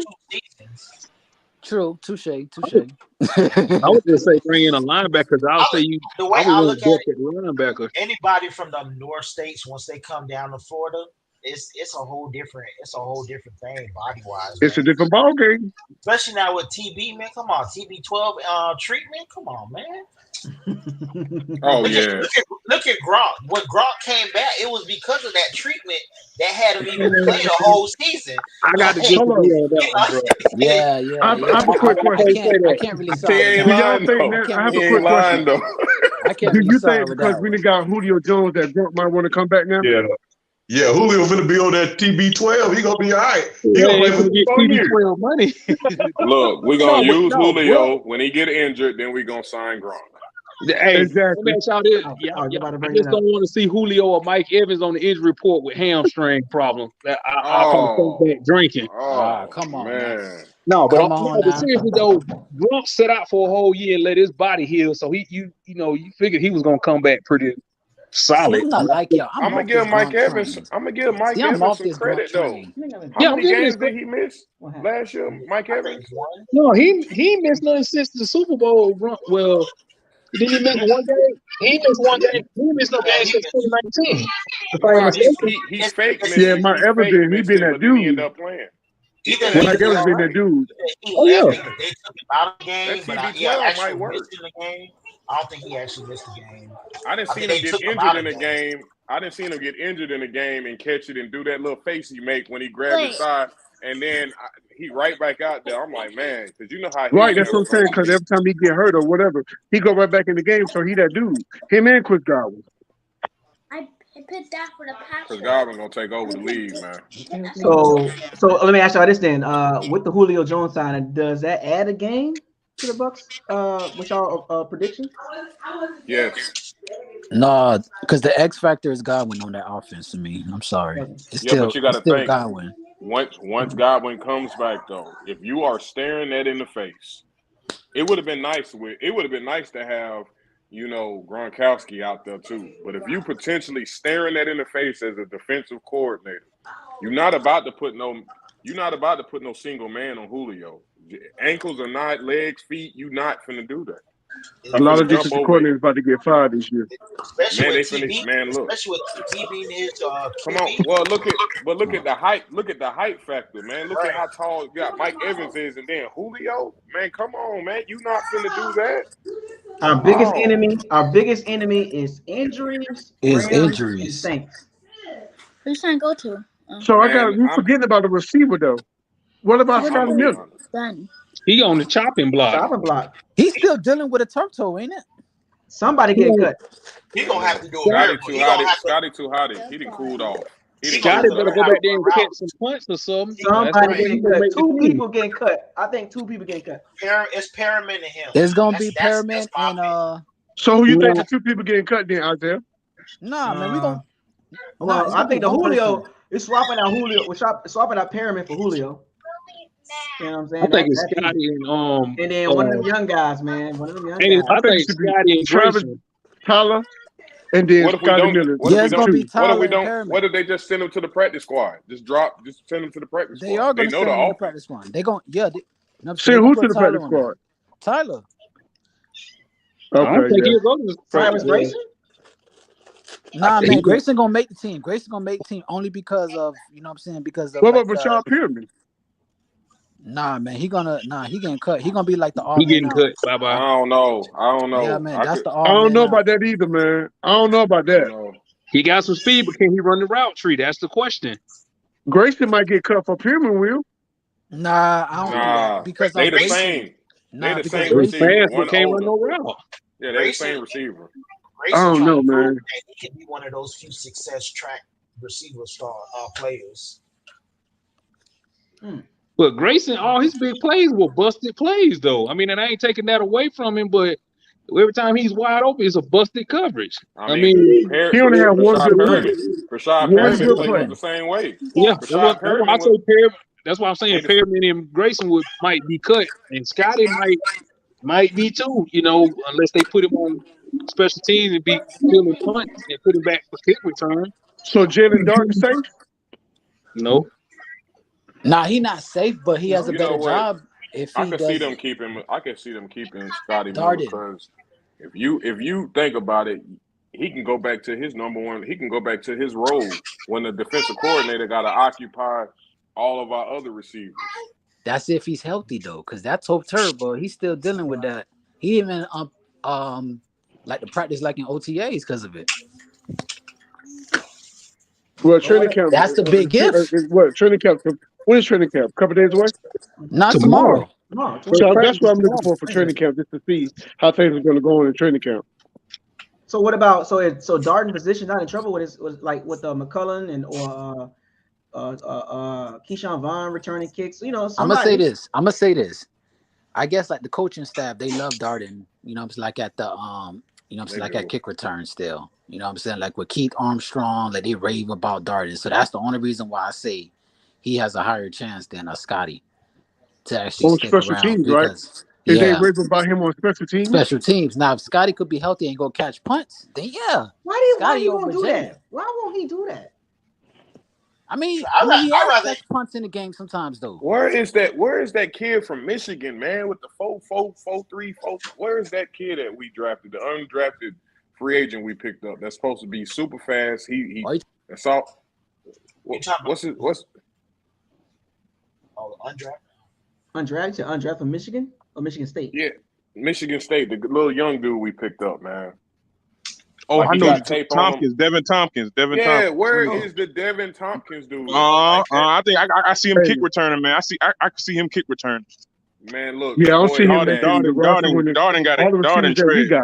He probably won't even make it. You know what I'm saying? So his job probably be best for special teams. I think two of those I'll take him over Darden. I take him over Darden kick returning. Well, I ain't seen him in kick return, but I ain't seen him in college. But Darden's fast. No. What about McCullen, the guy that in the Darden can't keep his feet. I think he's still nervous to get hit, man. He just looks sloppy. He just not. Man, look, bro. He run like his overall on Madden like a 48, man. He just man. How does you Darden like that, man? Come on now, Darden all right. Darden not all right, bro. Time I turn around, he's slipping. I'm like, boy, ain't nobody even tackling you. How you? What's going on with your cleats? You know what? It's him and it's Keyshawn Vaughn. Them two there, like the earth is flat or something when it comes to them because they can't stand up straight. Something wrong, man. So now I agree with you with Keyshawn Vaughn, but no, he need to go. I agree with you on that. Ride that Darden. But Darden, I'm Darden is out of there, y'all. I don't know why y'all hold on. Tyler Johnson or Darden. I like what I saw out of Devin Tompkins. I ain't going to lie. I ain't see that. I gotta see him in camp before I can say it. I gotta see what he's doing. You gotta look him up, bro. You gotta look him up. I like see it in camp, man. I'm scared about Devin. I'm scared of Darden. They already heard about him all season, but so he coming to training camp. Is this cat coming to? Is he coming to training camp? Who? The dude y'all talking about? Devin Tompkins? Yeah. He should be. He should be. Okay. Now we're going to camp with 13 receivers right now. We have 13 receivers going. Everybody, to I'm telling y'all, only 6. 13 receivers. We got 13 4. receivers. It's gonna be a dog fight. Mike, Godwin, It's gonna be a dog and fight. Gage.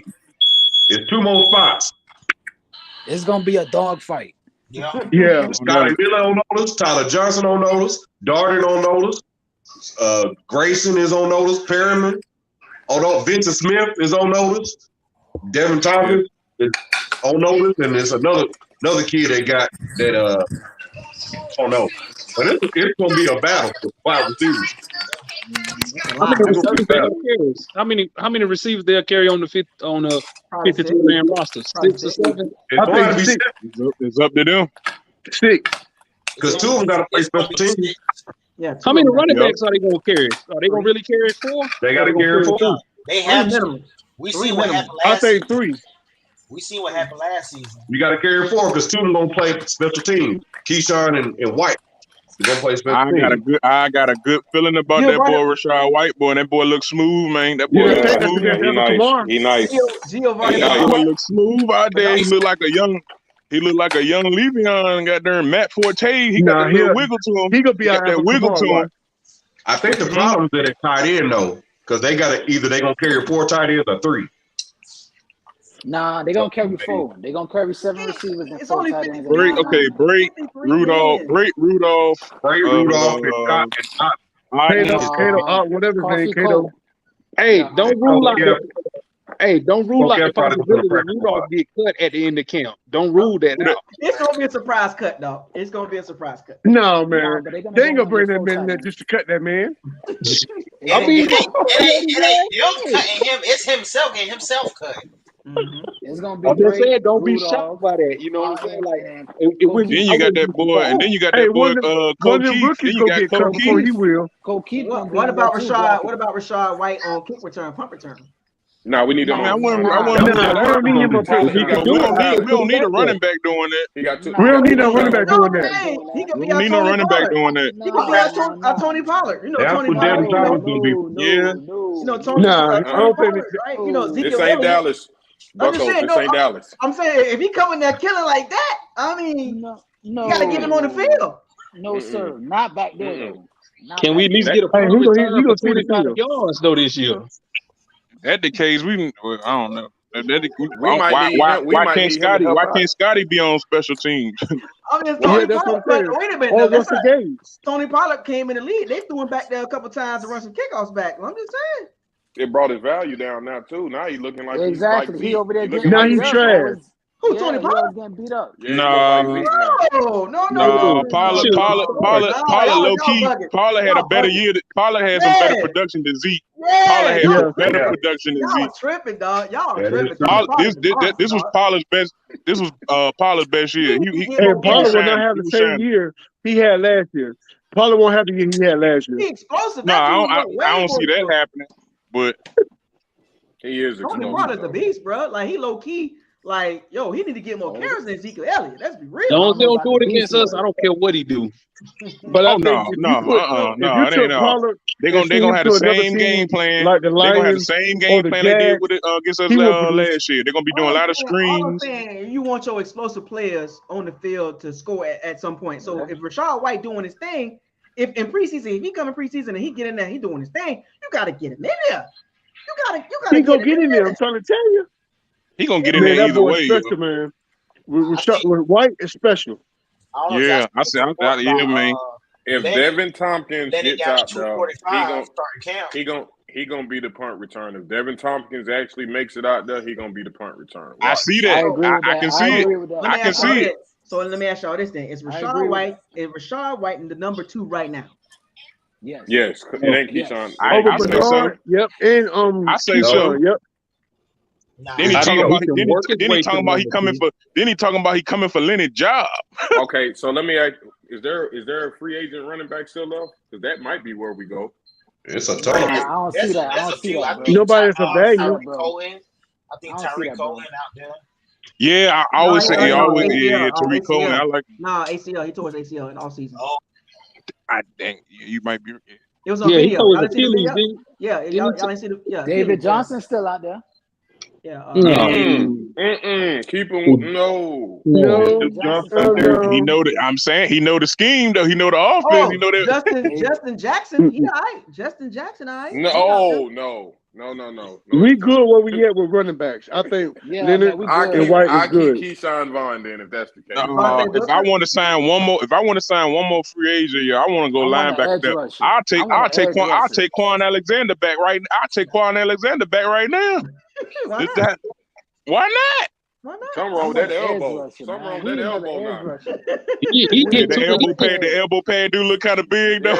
Yeah, that's kind. He got that Gronk he's elbow thing injured going. too much. It's like when Yeah. it's just like he always show up on the injury report. He gonna miss about 3 or 4 games. I mean, We later in need the that year, if he's still edge, man. available, We then need yeah. that edge. Adam All right, Humphrey what out there. about what's that boy name? What's that boy name? Jalen. He was on Dallas, then he went to Green Bay for a little bit. Oh, you talking about Jalen Smith? Jalen Smith? Yeah, Jalen Smith. What about him? No, Nah. man, he always hurt. If you sign anybody, I say get Dante Hightower. That'll be the safest. That's the safest pick to me. Let's just sign Carl Nash and call it a That's day. definitely a run stuff. Definitely. Well, we can sign Joe he got a very high IQ. That's the thing with him. Are we looking for run stuffers though? Or are we looking for this year? We need to get back on that sack top We need 5 pass list. rush. We need pass rush. We need I'm people not knocked comfortable. down. I'm not comfortable with, opposite of Shaq. And be real with you. We need pass rush. What y'all think I've been about screaming that. I've been Tarkis screaming Mckinley? Yeah, that's why they trying to hype up Joe. That's why they trying to hype up Tryon. Almost, man, if he can do something this year, then I mean, he got 4 sacks on 30%, snap count. So 4 sacks, man. I mean, I like how he been the corner. What y'all think about Anthony Barr? That's a good, yeah. That's a good. I like that. That's good. I like that. I don't think He's 30 years old. He's more of a. I think He more of an inside. He more of an inside linebacker though, right? No, he can rush. He kind of like a He small. more like the 4-3 dog. No, he more fit for the 4-3 scheme, bro. Like he's not. But that's the thing with us. With Bowles, we do it both. Think about it. With Bowles, we do 4-3 and 3-4. We hybrid. We mix it in. The base is 3-4. The base the base 3-4. But we mix it. We mix it in. We mix in some little bit of 4-3. Yeah. You know how Bowles is. I saw. Can I get a petition going on? Can we stop taking out Vita Vea out the games? Got no choice. He can't. He's not He take himself out the game. He's not take himself out the game. Well, either that, we got to work on his conditioning, or he got to drop some weight. Like get in that TV Get in that TV. That's ridiculous. Third down. Why is he on the bench on third down? Yeah, he get paid a lot of money. That's why Warren Sapp said he don't like him. That's why Warren Sapp said he don't like him. He lazy. He ain't gonna do that. A lot of money. Hey, now what happened to that Davis dude from Georgia? Where have he played 3 downs? Now, is that going to be a problem, y'all, if they take Via off the field and that Davis dude can play 3 downs with Philly? Are y'all going to be pissed? He's not athletic. Vita ain't athletic. Vita not athletic like Davis is, though. I'm going to be pissed with anything that we traded back for and didn't get and traded forward. And I don't even want to hear that. Hold up. Y'all gotta read this, man. These guys ain't funny, man. He said a blueberry. Looking like a blueberry. Did y'all see when he showed up in campaign with that Kanye shirt and them Daisy Dukes on? Come on, man. Oh man, he said blueberry. Say see y'all September 11th, man. He said blueberry. Oh man. My dog says, I'm over here thinking about a daggone blueberry too. I'm gonna spray down with some water. So what's y'all take on the Fournette situation, man? Y'all think that was overblown, man? Yeah. Now that I look at it, yeah. Coming in at 245 at starting. The way he just said, it do sound bad, man. It do sound bad. If they want you at 228, man, you coming in at 245. Like you was at the Waffle House every morning at 2 a.m. Like, when that hot and ready light come on, that Krispy Kreme, you grabbing 2 glazed hot from Krispy Kreme on Del Mabry, like he just all the way and go straight to sleep on it. Going to the gyros on Hillsborough 40th Street. 10 wings and fries. Them big old lamb gyros. 10 wings and fries with extra sauce. Come on, man. Isaiah, he the downtown Newport News. He at the downtown Newport News Church of Chicken. Oh man. No, he with the Feather Fin off of what's the name? He was at Chickasee. Oh man. He was at Chickasee. That boy down at that jerk hut every day. For real. But I think it was overblown. I mean, but I do feel the frustration because you prone to injuries. Yeah, that's true. We don't need you for that. Not only that, your get up speed is gone. Like I don't care. Like he has to work twice as hard to get in shape. And that takes time away from actually like, cause you over there losing weight instead of practicing. Exactly. So he still can get injured, forcing his body to get to a weight it's supposed to already don't be surprised. Don't be surprised. He's open to more injuries. I can't hear you. That's why Rashad White is on the prowl. He over there. Yeah, but we can't. He's still a rookie, man. You know, I get it. Can y'all hear me? What we don't need to do is show our hand early in the season, especially with these 4 games. We at least need to be like 1-3, at least. I don't know. I think White gonna start. He gonna take 1-3 and then clean up everything else on the way. Every time somebody get the bag, they act funny. Every time somebody get the bag, they act funny. They act funny. We still got Gio Bernard, don't we? Yeah, I'm like, I'm done with him, man. I'm done with him. I don't like him. He stay hurt too much. I need to go look at the roster to see who all still got a Bucs. I ain't know he still plays. And Gio Bernard speed on the 86, and man, I can't get jiggy with that. I never seen. Does he even have a jersey? I can jiggy with that, man. Does anybody have a Gio Bernard jersey, man? Yeah, you got a Gio Bernard jersey. You just found something that was left. Yeah, that was at the Ross. That was at not even at Ross. That was at what's the flea market on the flea market on Fowler. That's at Rosie. Yeah, that flea market out there on the Fowler, Nebraska. You know man, y'all don't do my boy Gio like that. Don't do Gio like that. $1.99. It's like the old Hillsborough flea market. That was that Military Circle closeout sale. Come on. 75% off jersey. Man, nobody wants y'all roll for that. I'm just saying, like anybody got a Gio Bernard. Yeah, he's done nothing for the team unless you was a Bengals fan or something like that. But you just buying jerseys just to buy them at that point because they don't. But you're right. That's what he took that hit. That was it for him. He took that one hit. Boy, he was gas station. You will look behind the counter and see the jersey hanging up. Like, oh, let me get that. That's some jerseys at the Wawa. Let me get one of them jerseys at the Wawa. Speaking of jerseys, I think Julio gonna go after Kyle Trask for that 11. For that 2, Gabbard for that 11, or Rudolph for that 8 when he was in Alabama. No, he's going for 11. They gonna give it to him. Kyle Trask gonna give him that 11. I like him at 11. Gabbard got 11. Gabbard got 11. Oh, Gabbard got 11. Yeah. Julio gonna pay like the little 25,000. Go get his little. Let me read this to y'all. Let me read this to y'all. So there was an article by Joe Bucs fan that said Russell Gage is overly rated, right? Overrated. So he said the most common routes in Atlanta, the most common routes for Gage in Atlanta were slants, curls, and outs. 40% of those was his targets. I seen that article. The average depth 6.4 yards. Interesting. Gage gonna do his thing, man. I'm trying to tell y'all in the slot, not on the outside. In the Gage slot. gonna show out in the slot. We gonna show out. He remind me of Chris. He remind me of Godwin. I don't care what nobody say. I don't know about that. He do all the dirty work. I don't know about that now. Not no Chris Godwin. He do like. Oh, he's not Godwin. He is definitely not Godwin. I didn't say he was Godwin. but he can do some things. He do some things that Nah, remind me. He can do some things, man. Yeah, ain't no I'd such rather thing as have a hurt That's halfway Chris like pregnant, Godwin. bro. I'd rather Whoa, have a you just hurt said Chris he was. Godwin and a healthy Gage trying to do in the slot. Ain't no way. Patient fan. You just said Haitian he boy, what you remind think you of about that? Chris Godwin. You over there shaking your head like, man. Yeah, I don't because like Chris that. Godwin, I'm just enjoying y'all guys talk, man. because Chris Godwin is in that pocket of Debo Samuel, AJ Yes, Browns. Like I don't Right. put I don't put Russell Gage in there. Godwin is like a tier. No. Godwin tier 2. Gage is like a tier 8.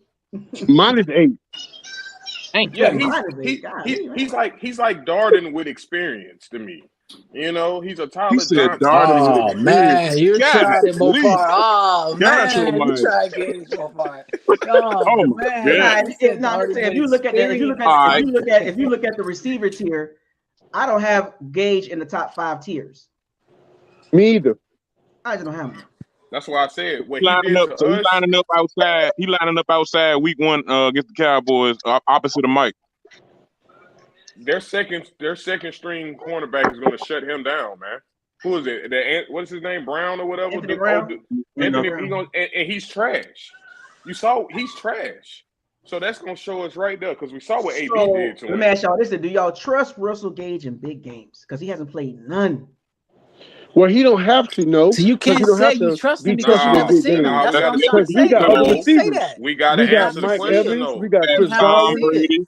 No, We don't Yeah. have to. We don't have to be trusted. Whoa, You ain't gotta be trusted. That's not true. The type of money you're being paid is because we got to trust you. You had Brady come out and speak. You're not getting no 1-year deal for $2 million and you going about your merry way. No, bro, you making top tier money at this point. We So got you 2 trust of him? them He on got the 3 team. years, though. You In 3 years, right? What is it, 3 Come years, on, 20 man. million? So That's number 2 money. so So you he trust did get a pretty Gage penny. over Mike Evans? You I'm not trust saying Gage? what I would take him. I'm following the money. The money says he is a focal point on the offense, either down. I mean, Meaning he if got to start over Julio. He's got to start over Julio. Yeah, now that's where it gets foggy because I don't know I'm why we have saying. Julio. We just had this conversation about 20 minutes ago. Gage, he got to start over Julio. Well, you can't pay the man $30 million, $20 million I guaranteed, did say and that have Julio earlier. playing. Yeah. And What that's I why was I'm like, he saying, got to like, prove himself. And this is why I say he would have to prove himself. Is he gonna be starting week 1 opposite of Mike on the outside, the number 2? He got to That start. money says so. That money says so. Yeah. Got to start, buddy. Yeah. Man, Godwin gonna be back week 1, man. On Madden. Right. Nah, not on Madden. I don't see it, dog. I don't see it. Godwin coming back week 1. They gonna hold off in preseason. He gonna be back week 1. Godwin to me is a minimum. I would wait till Why? week Hold 2. on. Why do you want it back week 1? Listen. Right. That news we got today of him being cleared, that was big. I'm gonna tell you that right now. That don't That's because they necessarily lied. That That's because was they big. lied. That's because they lied. That was That's a 'cause big they move lied. in the right that, step. that don't mean clear for camp. It didn't say he was cleared for contact Okay, or clear for football drills. They even said they're not even trying to rush the man to come back. Listen. I'm saying it's big. I'm not saying it's a guarantee. I'm saying that's a big positive step forward. Hold on, though. That's a step. So there's a good chance, though. Y'all can't say that's out the window because it's not out the window. The question was, is he gonna play week 1? You said I think he's gonna be back week 1. I think he hold is. I think he is. I gotta agree. I think Cam he Akers is. tore his ACL and played in the same year at the running back position. Exactly. Cam Akers did tear his He tore his last Achilles. season. He tore his Achilles, yeah. Bro, you're supposed to be out. You still supposed to be out. Achilles and ACL ain't the same. Yeah, but I mean that season's that. But come on, he's a running back though. What we doing here? Your Achilles? What we doing here? ACL and Achilles. I know, but you're still for that position typically out, man. You ain't tearing that and playing in the same season. You're not. That's your Achilles as a running back. I think he's gonna miss a minimum 3 games. A minimum. No, it's a minimum. The PUP is a minimum of 4 games. Man, he was out for the season, but he was not put on. He was not put on. Now, according to what the article said, going into camp, he was not put on the PUP list, which is a nice step. That's just a step. So that does not. Cam Akers was out for the season. I don't even know how he was playing. And hold on, didn't George Kittle break a whole bone in his foot? That's different injury. We're talking about an ACL. But I'm just saying, an but MCL. I just think the surgery. What I'm getting at is the surgeries. I think they're getting more advanced. Yeah, They but are. They are. but They why are. would you want to risk I long-term agree. health for short-term success? I agree. Look, the first 4 games is 2-2 at worst, right? 2-2. That's all you're asking for. Why do you need Godwin for that? You got Julio Jones and Russell Gage. This a little Right, off topic, exactly. but look at Klay Thompson. That's what kind of happened with him. Trying to rush to go back, and then another injury right in there. That's why I said week 4, week 6. First, I said November. Now I'm like, all right, okay, 4 to 6 weeks, the first 6 games. Okay, I'm cool with that. Now, anything after that, anything after week 6, it's like, whoa. Like, what was really going on? Need to come on back now. Right, I get you. But that's why we got Julio Jones and Russell Gage. So that's why I say week 1 is not a big deal. Yeah. Not a big deal to me, man. We are not gonna need Godwin for Dallas. No, not at all. 2-2 the first 4 games. Can't go 1-3. 2-2 at worst. Man, Can't go 1-3. Cannot go. No, look. I know. We can't go 1-3. Can't go 1-3. Hell no, we can't go. I mean, I want 2-2, but I'm okay with a 1-3 and clean it up afterwards. You okay with a 1-3? Nah, I'm You not okay with a 1-3? I'm not okay. Wait. Hold on. What I sounds would better? love 3-1. What sounds better? 3 losses to? What sounds better? 1-3 with the one win against the Saints and the other losses against the Cowboys, the Cowboys, Saints. What's week 3? The Chiefs. Definitely bittersweet. Packers Gotta be home the same. openers. So we go 1-3 and the 1 win against the Saints. You cool with that? I'm cool with that in the sense of new coach, changing up the philosophy a little bit. We clean it up. I mean, we was worse the year we won the Super Bowl. But we lost to the Cowboys, though. I can't deal with that. Right. I can't accept that. I said, 1-3 meaning 1-3 meaning we beat them. Going to work that day would be hell.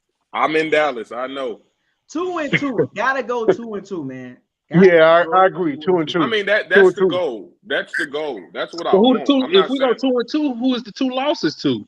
Well, now here's my prediction. Now I'll give y'all one more before the day before the season starts. I'm gonna give y'all one more. But this, I gave y'all my prediction earlier this offseason, but I had the Bucs losing to the Saints week 2. Week 2, that was beating the Cowboys, losing to the Saints in week 2 in New Orleans, and the Packers week 3. That's in Tampa, right? Yeah, that's the home. I thought both of those in Tampa. The Green Bay and KC is in Tampa. Let me ask y'all this: Why y'all think we can't? If you want to say 2-2 or whatever. Remember, I said 2-2 at worst. At worst. That's it. Okay, to say what make y'all? I mean, it's possible we can lose to the Chiefs and the Packers, but we're not losing to the Packers. I don't see why we can't beat them again. And then we ain't got to worry about. No Tyreek Hill opening up every damn thing. Or Devontae Adams. We go 3-1. That's great. Exactly. Or Devontae Adams. I'm good with that, but I'm just saying at worst. And when we played Devontae Adams, he didn't really do nothing. He ain't go crazy on us. Well, Aaron Rodgers checked out. For me, at worst is 2-2. At worst. Well, what's wrong with that? At worst, 2-2. As long as it ain't Dallas, that's all I'm saying. I'm just saying, like, look. Brady not gonna lose to Dallas. I know Dallas got more than Brady has personal stats with Dallas. He ain't never lost to them or some crazy. Never lost. Like 6-0, like 6-0 against Dallas or something like that. Yeah. Never lost. Now I won't say this about the Chiefs. The Chiefs got more receiver depth now. They still ain't got about the Chiefs. I don't care. Yeah. We ain't worrying about the Chiefs. Okay, I'm just saying, like, I'm just. Yeah, all you gotta do is key in on Kelsey. Kelsey, that's it. Because the cheetah gone, so we ain't gotta worry about that no more. Exactly. And Juju gonna be worried about TikTok. Won't be drafting. Now they got Valdez Scann and Juju. And we ain't worried about them either because we took Scanlon. When he was in Green Bay, he ain't did nothing. When he was with the Packers, he didn't do nothing. So what we worry about him and Every time I turn around, he be dropping passes. Look, man, they got Patrick Mahomes. You can't just say, oh, they trash. You know. How many fumbles Rojo gonna have against Tampa? I'm just saying, like, we just don't write them off. Like, we just gonna smoke. We're gonna smoke. I'm not gonna write them off. Andy Reid's still a good coach, bro. I'm not sleeping on no teams. I'm not sleeping on nobody in the South. Nobody. We go. But I can still see Patrick Mahomes running for his life. I don't care nobody. I can still see. Tyrann Mathieu was that glue secondary. With him gone now, I really want to see what that secondary can do. Now remember, we beat the Chiefs in the Super Bowl, and they was missing 3 starters on the O-line. That's true. That's true. That was the week before they was missing 3 starters. Now they got a whole new O-line. They got one of the top centers. They got Orlando Brown at left tackle, and they got a nice little right tackle. You know, they got a decent O-line now. The O-line is much better now than it was. So Isaiah, you worried about them? Yeah, but I interior line. Come on, I interior that. And I don't know about that. The Joe Charles. All I know is they defense on secondary has regressed because Tyrann Mathieu was what kept that secondary together. Without him there now, you asked me, am I worried about the first 4 games? Yeah. You are? Why not? Look at the schedule, bro. Like you gotta worry critical. About you gotta worry about the first 4 games. You can't start out 1-3. Can't do that. Can't do it. Not with this schedule. Well, the Chiefs in the Green Bay, I'm not worried about because we took care of them. So not with this schedule. You know how hard every week is going to be.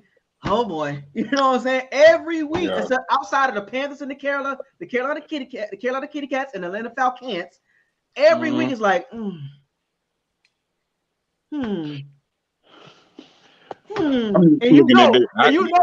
we might have a couple of those Chicago Bear, Washington football team type games. Like, how did we lose that game? And this schedule is much harder than that schedule. You know what game I'm looking forward to? You know what game I'm looking forward to the most? Thursday night against the Ravens. I want to see what Bowles is going to do. I want to see what Bowles is going to do as far as keeping Lamar in that daggone pocket, having Devin White spy his ass. That's what I want. Forget that. The Ravens, a healthy Ravens secondary is crazy good. That's going exactly, and I'm scared about and we already be struggling with the Saints secondary. They secondary even crazier. If the Ravens don't have no injuries, the Ravens secondary is going to be crazy good. Don't we play the Chargers? They trouble. Yeah, they trouble. They definitely trouble. They trouble. It's the Chargers on the Marcus Williams. No, Chargers. Marcus Williams, who already knows us. That nice rookie Kyle Hamilton. Then they got Marlowe, and who else they get? The other corner they got not too long ago. Derwin James. No, they got Ravens. You talking about the Ravens? Ravens. No, they got Marcus Peterson and Humphries. So let's look at the secondary. Yeah, I'm gonna run it down. They got somebody else too. I'm gonna run it down for y'all. Look at the secondary. We got the Saints, the Packers secondary. The Packers secondary is decent. The Saints secondary is obviously good. You got the Steelers secondary, the Ravens secondary, the Rams secondary, the Browns secondary, the 49ers secondary. Who else we got? The Bengals secondary, the Cardinals secondary. I'm just saying, bro, like these secondaries ain't no walk in the park. Remember, if you look at our last 2 years of our schedules, none of those schedules is as hard as this one. Yeah, you're right. I agree. This is a hard schedule for us. Bro. Oh, yeah, the first 4 weeks letting you know that. Bro, like this is what happens when you win your division. You get the first place schedule. We're not used to that. We're not used to having a first place schedule. We ain't used to winning 13 games every game. We got the challenge to this is what I want to see. I like to see us play. I hate this. We play them sorry teams and we just blow them off the field. So I want people to see us being top-notch teams like Baltimore, Cleveland, all the other type of teams that Dallas and all the other type of teams that they think that we can't beat. I'm glad that we got a schedule like this to show the world that what type of team that we have. And I think that starts with Bowles being coach. I just feel like with Arians, we couldn't do that. Because no biscuit, like certain calls that just don't make no sense. You 4-1, dropping 50-yard bombs, and why not just quarterback sneak? Something, just 3rd and 1. Like a lot of times, I feel like there was points we could add to certain games where we just blew it away because of that whole let me low ask risk. y'all this. And that's what I was saying That's earlier why about he coaching. upstairs. That's why he That's why upstairs. I was saying about coaching, because we're not taking up for Bruce Arians. He was an all right coach, but I just think Todd Bowles would be a better coach for our situation, what we running in situations. You know what I'm saying? I think we like the special teams, all that'll be fixed. Everything that was under Bruce Arians, like want to pass it, air it out, no whiskey, no biscuit. I think all that'll be taken care of with Todd Bowles. I mean, we got a better coach in Todd Bowles, so all that'll be taken care of. Let me ask y'all And this. our defense has to turn it up. Our defense has to turn it up a notch. Let me ask y'all this. Of course. How many do y'all think the kicking game will be a problem? Punt and field goals? Nah, that little dude is straight. I don't think so. I think it's straight. Nah, but I'm talking about the little rookie cat that took old boy job. I mean, he can do the one you were talking about earlier. Yeah, I seen Jake Kamada. Yeah, That's I a seen punter. his tape. That's a Nah, but punter. he can do everything if he needs to. Kick off. Yeah, kicking off. He's gonna be kicking off. Yeah, boy, and then his so he can do everything. So I ain't really worried Ryan about that. So Ryan Suckup is gonna be, because last year he wasn't. Yeah, he was losing me games in fantasy. I had to get rid of him. Hey, what? I ain't gonna lie. Oh, so y'all glad Suckup goes? Huh? Y'all glad Suckup goes? Yeah. You say what? Who? The kick? You said the kicker. Yeah, so I'm saying, like, it's a kicking game. Like every season, even I like even for the Super Bowl season, like Super Bowl season, Ryan Suckup had an excellent season, right? And then he digressed. He digressed last season. He just dropped off. I'm like, yo, like he was missing stuff. I mean, it was bad, man. So my question is to y'all: y'all glad he gone? Ryan Suckup. I wouldn't say glad, but I mean, cause Jose B was on the practice squad like the whole year, and like cause like the coaches, they kept on raving about the kid. So I wouldn't say glad, but I'm looking forward to seeing what this kid. Money too. Money was a big situation. You know, we paying Suckup a lot of money to blow kicks, and that ain't good. Like some of those games, his points were needed. Yeah. And like they were needed in some of those games last season, where it could have make a team have to force the issue. And him missing kicks, we can't have that. And same thing, and of course our punting situation was bad because you can't kick, man. I think one of those kicks I watched one day, man, I think the ball man went 20 yards. I'm like, what's going on? Bradley Pinion. Oh, yeah, remember the kickoff? Remember the kickoff against the Rams? Oh, I was like, yo, what is this? Keith Armstrong, get your dude, man. Like, what's up? Yeah, I go kick the ball out of bounds, bro. Like, what you doing? Like, yeah, man, just wild hyenas on that side of the ball. But Keith Armstrong, bro, I swear to God, bro, wild hyenas. I'm a blow a gasket. But old boy with the gunner, old boy with the long red hair hanging out his helmet. I like him though. He be back though. Stewart, Mr. Irrelevant. Yeah, he didn't call. He called my eye, man. He be back there. Yeah, he a beast on the special. He a beast on the gunner. Grant stayed on special teams, but do y'all really think he can back up? Cam Gill, inside linebacker or something like that? I don't know. I think he do look like his feet stuck in mud when he play regular defense.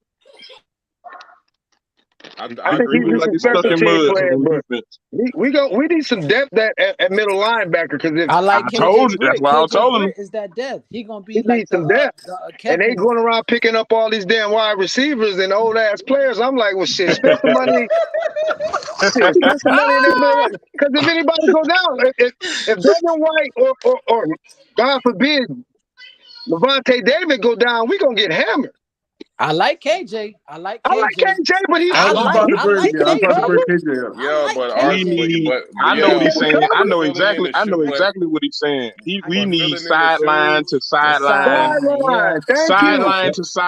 fast coverage linebacker. That's always been our bread and butter. That's always been our identity for as linebackers. We don't want none of these slow, stuck in the mud on pass downs. I know what he's saying. Exactly, because don't get me wrong, Brick can hit. He can lay the head. Oh yeah, he can lay the wood. Get to you first. He got to get to you. Yeah, he got to get. Yeah, I ain't gonna lie. That's why I threw. Even though they injury prone. What was Even the though they issue with injured Bobby from- Wagner? What was the issue with Bobby Wagner? Why we didn't make that a thing? I don't Like, think that would have been a good move. He on the Money. downside too. money. Yeah, he wanted a little more money too. He Money. wasn't Play working outside with the cover that. But three. but sticking him with them Rams on what? I mean, I know they lost something off the line. That is dangerous. But That sticking is him dangerous. Yeah, he But do work for them. He worked for them. That is dangerous. That's a Yeah. perfect fit. That is a perfect Man. fit. I was Over like, there. yikes. I ain't like that shit But at let me all. ask I'm you like, this though: Hell when no. they play with the Rams, is that a perfect fit to cover him up because he's never played anything outside of cover All right, three? Hell no. look, fellas. Let's speaking of linebacker. Okay, let me run down this list of free agent linebackers available. So we got and I'm let me finish the list and then we'll give a take on that. So we got Anthony Barr, we got Jamie Collins, we got KJ Wright, we got who else got left? Anthony Hitchens, we got Malcolm Smith, we got I like that. Jalen Smith, we got Kawhi Alexander, Joe Sherbert. We have those are the top ones so far. Yeah, those are the top ones. well, y'all said Anthony Barnes, right? I Yeah, don't know. Maybe as him. far as what we like to do. As far as what we like to do, Barr would be a That'll good probably- option. That'll work. Yeah. And the second one I think came to mind with Malcolm Smith, because Malcolm Smith can still run. Yep. I thought that's who that was. Yeah, KJ White from the Yeah, I was Seahawks. thinking Those about are the Malcolm type of Smith. linebackers that we that identify us. Yeah, that's pretty much all the only two options I see. Everybody, Mhm. Quan would be all right, but he always hurt. Always hurt, yeah. He always hurt. I'll take Malcolm Smith. I'll For take the Malcolm Smith. I'll take Malcolm low. Smith. For the I just low. can't see a For the Jason low. White mistake walking back in the building to redeem himself. I'm not doing it. I'm not doing Quan Alexander, bro. I'm not doing that. You pick that man. You gon' that's on your resume. All that though. No. Okay, I got a question. What's the old boy we picked up from LSU? He played with Devin. Andre Johnson. Andre, Is that his name? He's the outside. I think he's outside linebacker. Oh, That's yeah, a Jackson. that speed, that Russia. Yeah, that Russia. Uh-huh. Yeah, I mean, so what's the word on him? I mean, I know he had a bad injury. I mean, he a 7th rounder, man. We can't expect much from him, man. Like he's Really a 7th can't. rounder, True. man. Like you gotta understand. It's injuries with Hey, him. he's still That's why he dealing dropped so with an low. injury though. He But still they got to say work through his injury. talent wise, they say he pretty good up there. But see, guys like he only had like 3 sacks. Then you got Derek Brooks. Then you got Derek Brooks, right? Sacks. but see the problem with guys like that, the reason why they go 7 rounds is because of injuries and some background stuff. Yeah. I mean, Don't we got his this? And don't we got production wasn't all that great, and you know, it's like in LSU either. He only had like 3 sacks. What last year? Like, Oh man, y'all talking Did like he this get man hurt, is though? I like thought he got hurt. he's a I thought 7th he rounder got for a hurt. reason, man. hey, Yeah, what he was a position? one for a reason. What position we got? Derek Brooks on that? He was undrafted though. Drafted, yeah. Yeah. He was signed undrafted. You know, so we ain't never drafted him. So one thing we haven't really dived into that Hold D on, line. fellas. Now we talk about everything else, but that D line we haven't really dived into that. Like, what's the outlook on that? Like going into camp, like what y'all want to see? I just feel like we just one edge away. The addition. Man. I love the addition of Akeem Hicks. I love it. Inside, that's the free agent I'm most excited to see. Akeem Hicks. Well, he need to stay healthy though, man. Yeah, that's the only issue. I want to see what Logan Hall gonna do. Say the same thing about Julio. He stay I want healthy. to see what Logan, you know what I'm saying, playing on the inside and on the outside. I want to see if it because they say he's gonna be playing both, but I want to see if he's able to retain like the information to be able to play both. Give him Because time. I don't like when the Bucs. We try to turn him to Calais Campbell. Give him time. That's what I'm saying. I don't like the Bucs when they try to rush and try to put so much info on these like. So my ceiling for Logan Hall is that DeForest Buckner, Eric Armstead. Yeah, he gonna be a beast, man. See the size, look at the size. Look at the size of those guys. DeForest Buckner, Calais Eric Campbell. Armstead. He gonna be our Calais. He fill out. You know what I'm saying? Like, you know what I'm saying? He can carry 290. I mean, I had this conversation. He got room to get bigger. I had this conversation early this offseason about him gaining. Oh, that's not too. That's no. He can gain. His frame can hold 290. Yeah. He gonna get bigger. He gonna get bigger. And somebody was arguing with me about his weight. I'm like, what's the argument? Like, he gonna He a gain weight. perfect size. He a good size. He's 6'6", Oh yeah. coming in at 270. So he's very lean. He's Yes. very lean. But he's But quick too, though. He's not slow for his age. For his height, he's not slow. And for his weight, he's not slow. And he has a frame to put in to about 285, 290. What's the big deal? Like, people were like, oh, no, that's too much weight. Yeah, I'm like, no, man. They don't know football. I'm not worried about the interior. I'm just worried about who the next best edge rusher gonna be. Who's gonna be the next edge rush? That's what edge I'm on. rusher? Exactly. That's what I'm more concerned because I just feel like we just one edge rush away, then our line to be completely set. Oh yeah. Completely set. Then the DBs can just be, crazy. Just be sitting back and just Carl I'm gonna tell you right now, that second. What about Malik Jackson? What about Malik Jackson? Nah, man. Malik was just he was just, bro. He got paid all that money. He got paid all that money. Never did nothing. But he versatile. Ain't he an inside rush? Ain't he an inside interior? He versatile though. He played for the Broncos and he was pretty decent there. Like he versatile. He got a versatile piece. And then he got paid. And then what happened? That's how it goes. That's how it goes. 9 times out of 10. That's how it goes. Come on now. Okay. What about I'm going to the D lineman now. Let me see. We got Tariq McKinley. Play for the Falcons. No. We don't need no more Falcons. Jack McKinley. I know more Falcons players. I don't want. Y'all think we actually need some D linemen? We should have had that energy with old Saints players, not no Falcons. Yeah, we don't need no more Falcon players. No, especially on we their got line. Three is enough. On their line. We don't need no Gage, Keanu Neal. Yeah, the 3 is enough. I can't take no more of the Falcons or whatever you want to call it. Y'all getting a Julio Jones jersey? Nah. I mean, I'm a clap for him when he scores. But 9 times out of 10, he ain't gonna be here next year. When Brady gone, Julio gone. I couldn't look myself in the mirror. Julio gonna be gone. Nah, I couldn't do that either because Julio, Tampa against Julio. Julio has the best stats against Tampa. Period. Why would I put that on me? No, I'm not doing Russell Gage lit us up a couple times. You know what's so crazy? Folks gonna be wearing Julio Jones jerseys. I'm gonna be like, that's crazy. Well, They must be fans of a. I don't mind the fans of a player. Yeah, I ain't buying no jersey. I ain't buying neither one of them jerseys. I can't even buy a Brady jersey. I'm sorry. I know he won a Super Bowl. You got to me. I mean, I got me a Brady jersey. I got Brady jersey. See, I got I'm like Isaiah, man. I can't do it. If we ain't draft you, I got a Brady. If we did not draft you and you ain't been with us for a long time, I'm not putting right. That's how I feel. If we don't draft you and you ain't been on that squad for a while, I ain't getting your jersey. I get that. I got Mike Evans. But I will say this though: if he wins the Super Bowl again this year, I might go and get me a Brady jersey. He bring 2 of them home. You know what I'm saying? Hell yeah! I got it just for the simple fact.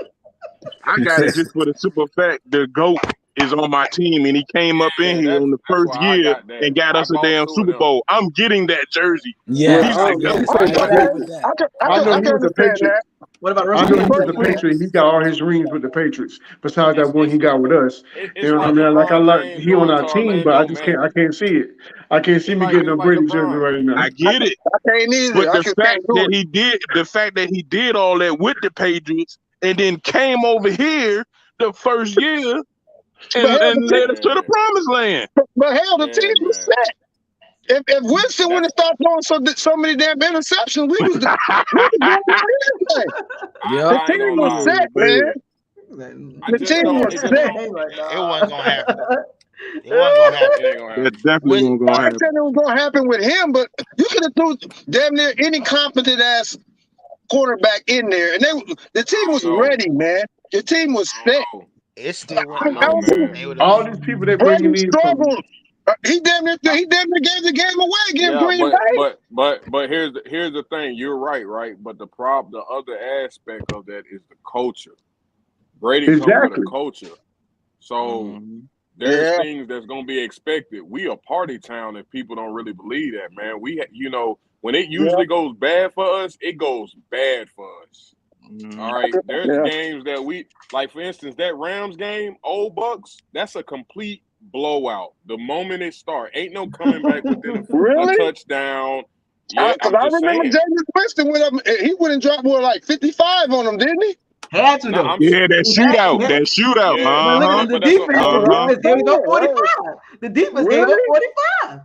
Yeah, but I'm saying you can't say because when Jameis was here, the defense was terrible. Horrible. Now imagine you take away half of his interceptions.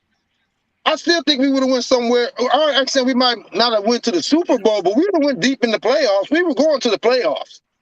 No, you know what happens? You know what happens when you throw a whole lot of picks? Wait, hold up. So remember now, the interceptions, obviously 30 interceptions is way too much. That's also a coaching problem as well. That's BA, and I'm glad he's gone. I'm glad he's gone. Another thing, when you throw a lot of and now I'm adding context to everything. I like to add context. And Matt Gay missing field goals, game-winning field goals. Oh my God! I'm glad he going for real.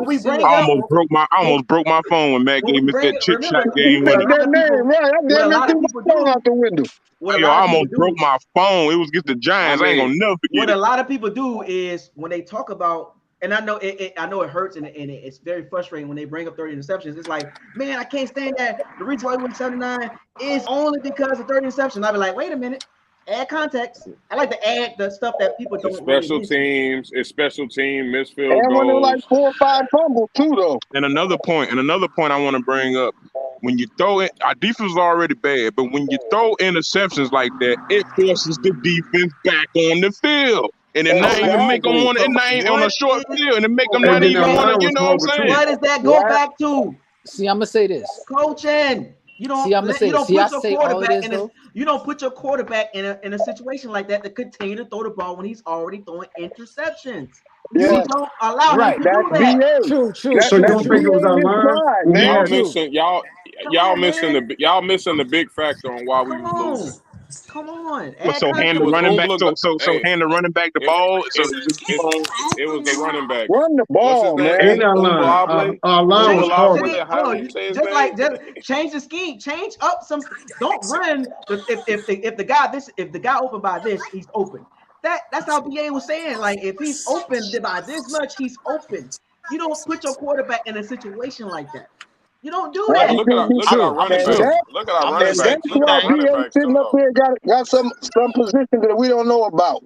They're like, no, true. Did y'all realize Brady was on his way to his career? Well, he threw 12 interceptions, a career high since 2008 or something like that. Bruh. Exactly. Bruh. Yeah. But see what everything y'all just said, right? See what everything y'all just said. Us having 38 turnovers that year. Y'all so-called said we had a poor defense, even though it was top 10 that year. Let's not forget. And we still won 7 games. I bet. Well, it wasn't top 10. The run defense. Listen. We was like dead last in pass defense. Dead last in pass defense. Hold on. Because I bet any other team, and our line wasn't that good either. I think you get any other team in the NFL had 38 turnovers, they would not have won more than 5 games. So you For us to win 7 games, that don't tell you we had, bro. We were set, bro. So you mean to tell me you're going to disregard the kicking game? No. Wait. I'm not, because I'm factoring all of that in there. No, you're not, because I'm factoring all of that in there. If the quarterback throwing all these, you keep saying that, but you're not saying special teams. You're not mentioning it was trash. Peyton Barber. And, Peyton Barber and Umbalabwe or whatever you say. Listen. I'm so glad he's gone. Oh my goodness. It was some hard days, man. So let me ask y'all. Oh my God! Why you can bring that back up? And you talk about 2019, but what about 18 and 17 and 16? So let me ask y'all this: in 2019, you keep focusing on one season, but what about the rest of the season? Oh, but look, facts. I'm trying to make a point. I'm trying to make a point. One season. You making a point up of one season. Because I'm going back to what Sal said. Sal said we were set. I agree with him. And the reason why I say that is because even if you factor all of that, we're kicking problems, the 38 turnovers, we still won 7 games. I bet you put any other team in that situation, they would not have won more than 5 games. So, okay, if you're going to add, if you factor in everything, so Matt Gay missing 11 kicks don't play a factor in winning games? Hell yeah. We lost a lot of games because of him. Yes, if you factor all of that, right, with the 38 turnovers, with the kicking woes that we had that year. 11 kicks missed. The kicking woes that we had that year. Yes, we lost games. I'm not even gonna bring up Nick Folk. The running game was terrible. If you put any other team in that situation, they would not have won more than 5 games. You can't tell me that. You can't tell me a team would have won 6-7 games, 38 turnovers, kicking woes, all that. How do teams get ready? How do teams get ready to become playoff contenders consistently? They build. What were the Bucs doing from 2014 to 2018? No, we were trash. I mean, ain't no we don't run the ball. How do you build? How do you get to a 2019 when your 18, 17, 16, 15, and 14 is like? All I'm doing right now is having high draft picks. All I'm doing right now is putting it in perspective. So it the focus is, and I notice this a lot when the focus is always on 2019, and then when they bring up 2019, it's always the main thing: 30 interceptions. But then they barely talk about nothing else. Like here's how you kill that. I don't get when that. When Brady got in uniform, all you got to see is what players came to the team immediately. Some people say it was the same team. No, it's not. The draft wasn't the same. The players that I mean, you saw who caught the touchdowns in the Super Bowl. There is a reason why. Our O-line, besides DeMar Dotson, that O-line was identical. He just gets the Tristan ball Wirfs off was fast. not there. He make the O-line look better. I said besides You said DeMar Dotson. Besides that, Tristan everybody Wirfs, else. Tristan Now Wirfs. look what you just said. So you just pretty much the same offensive line. Look what you just said. Tristan Wirfs was. Hold on, Tristan Wirfs. Besides DeMar Dotson, you say, well, Tristan Wirfs was great. You talking about the All-Pro? DeMar Dotson and Tristan Wirfs was a huge difference. Yeah, it was. Don't just say it like it was just something like, oh, well, DeMar Dotson wasn't there. Like, DeMar Dotson was over there getting served that last season. Look, I get that. But the main focal point, Donovan Smith was still there, and before Brady got there, Donovan Smith was trash. I'm still be kind of nervous every time. I don't really trust Donovan. Right? I don't really trust him. They need to swap him and Tristan need to swap. The presence of Brady means everything. I'm telling you, the presence of Brady, man. The presence of Brady alone means everything to this team right now. You know what's so interesting though? It's funny when people bring up the Brady Winston situation. Why are we comparing a quarterback with Brady?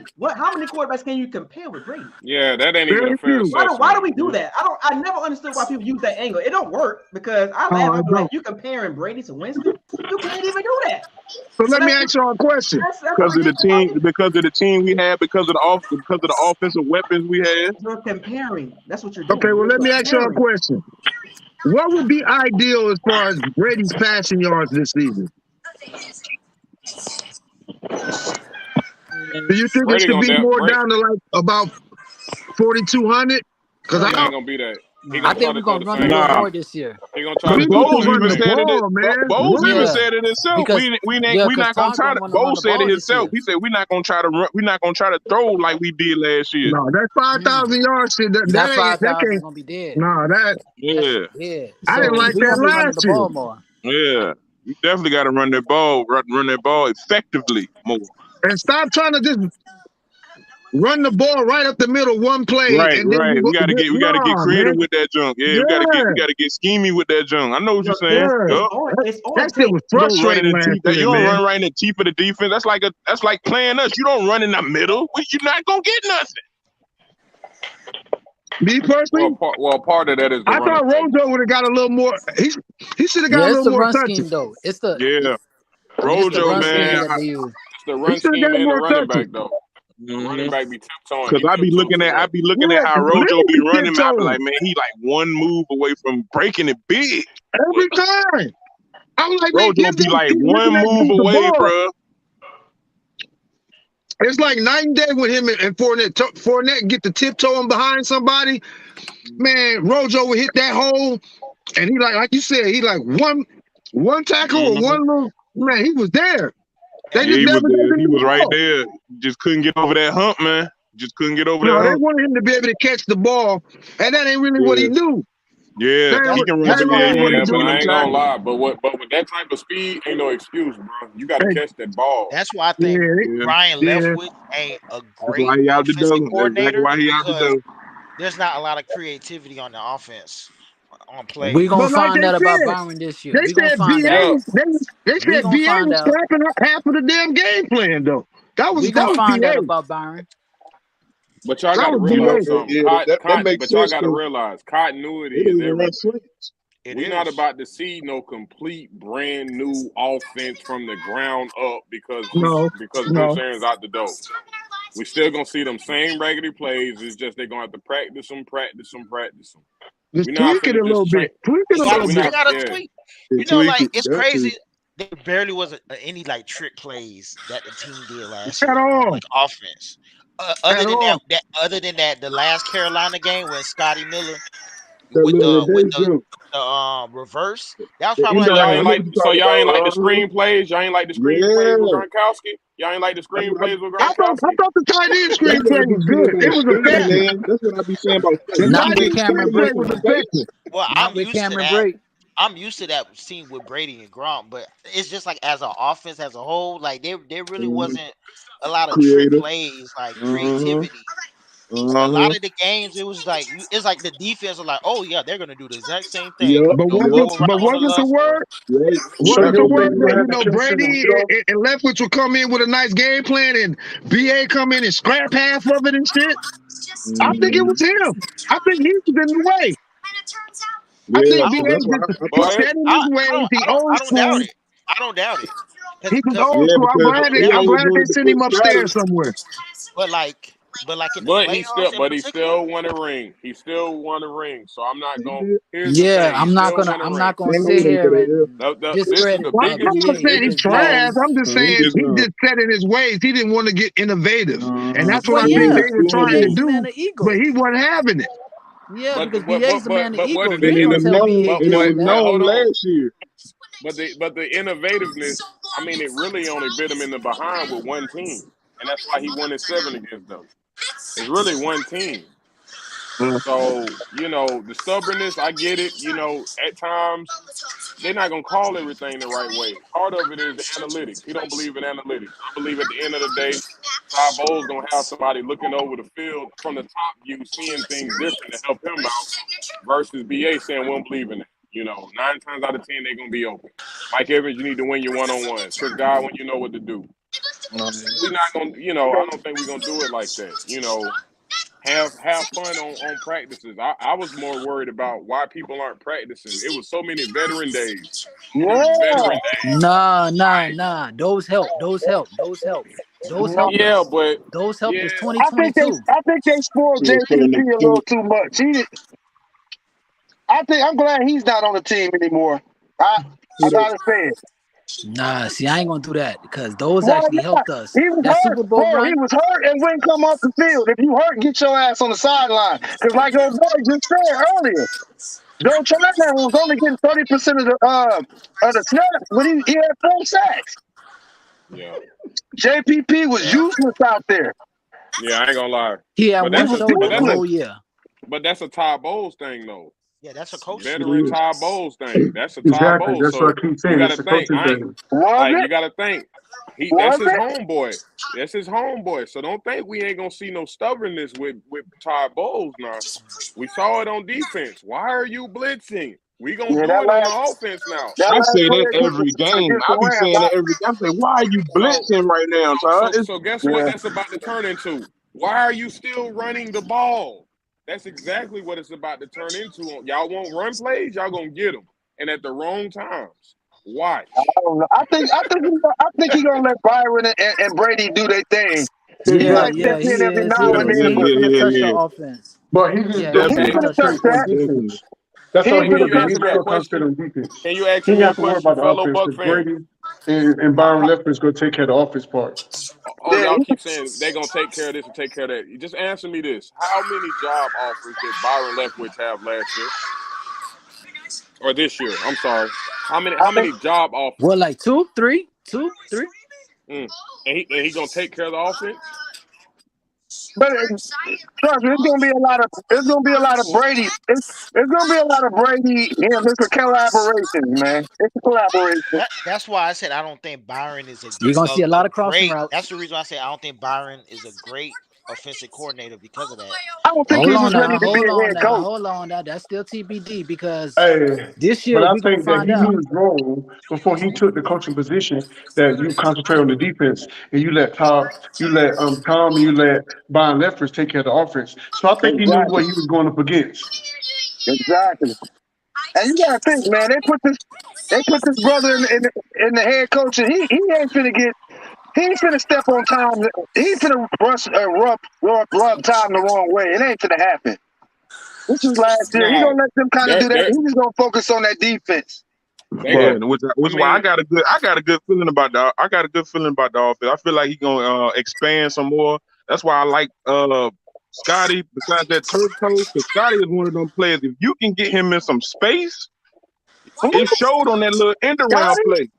Yeah, if you can get him in some space, not just be no one trick pony running down the field. If you One guys can trick get him pony, on some man. quick screens, end arounds, it can get you about 10 yards. I'm kind of checked out on Scotty, man. If it ain't they've been exposed. the deep The ball, league he know can't what do he's it. doing. The league Like know the what man he's said doing. He's earlier, not running They routes. know what he's Charlie doing Wood because they know hot what he's doing because they got him. They only got him running street routes and stuff like that. But that's why I say if he expand more, Okay, but if that's all they got him running, it must be a reason why. He's not that's what finna I'm catch saying. no If you quick slant. He's not finna catch no, like 3-step, 4-step hitch. I just don't think he's not gonna make the. He's gonna be the one to get cut. Like here's Scotty's the thing, gonna be the man. one to get cut. Most of our players, and this is just the issue. We've always had great talent, but a lot of issues we don't ever draft sign twitchy players. AB about the most twitchiest we didn't had up here. That's why I he mean, the we way he tried do. in the past. We I tried hear in the y'all past. checking out on Darden, but We Darden tried is in the that. past. Jordan is not twitchy. Our cornerbacks Oh, yes, are not he is. twitchy. Our Oh, yes, running he backs is.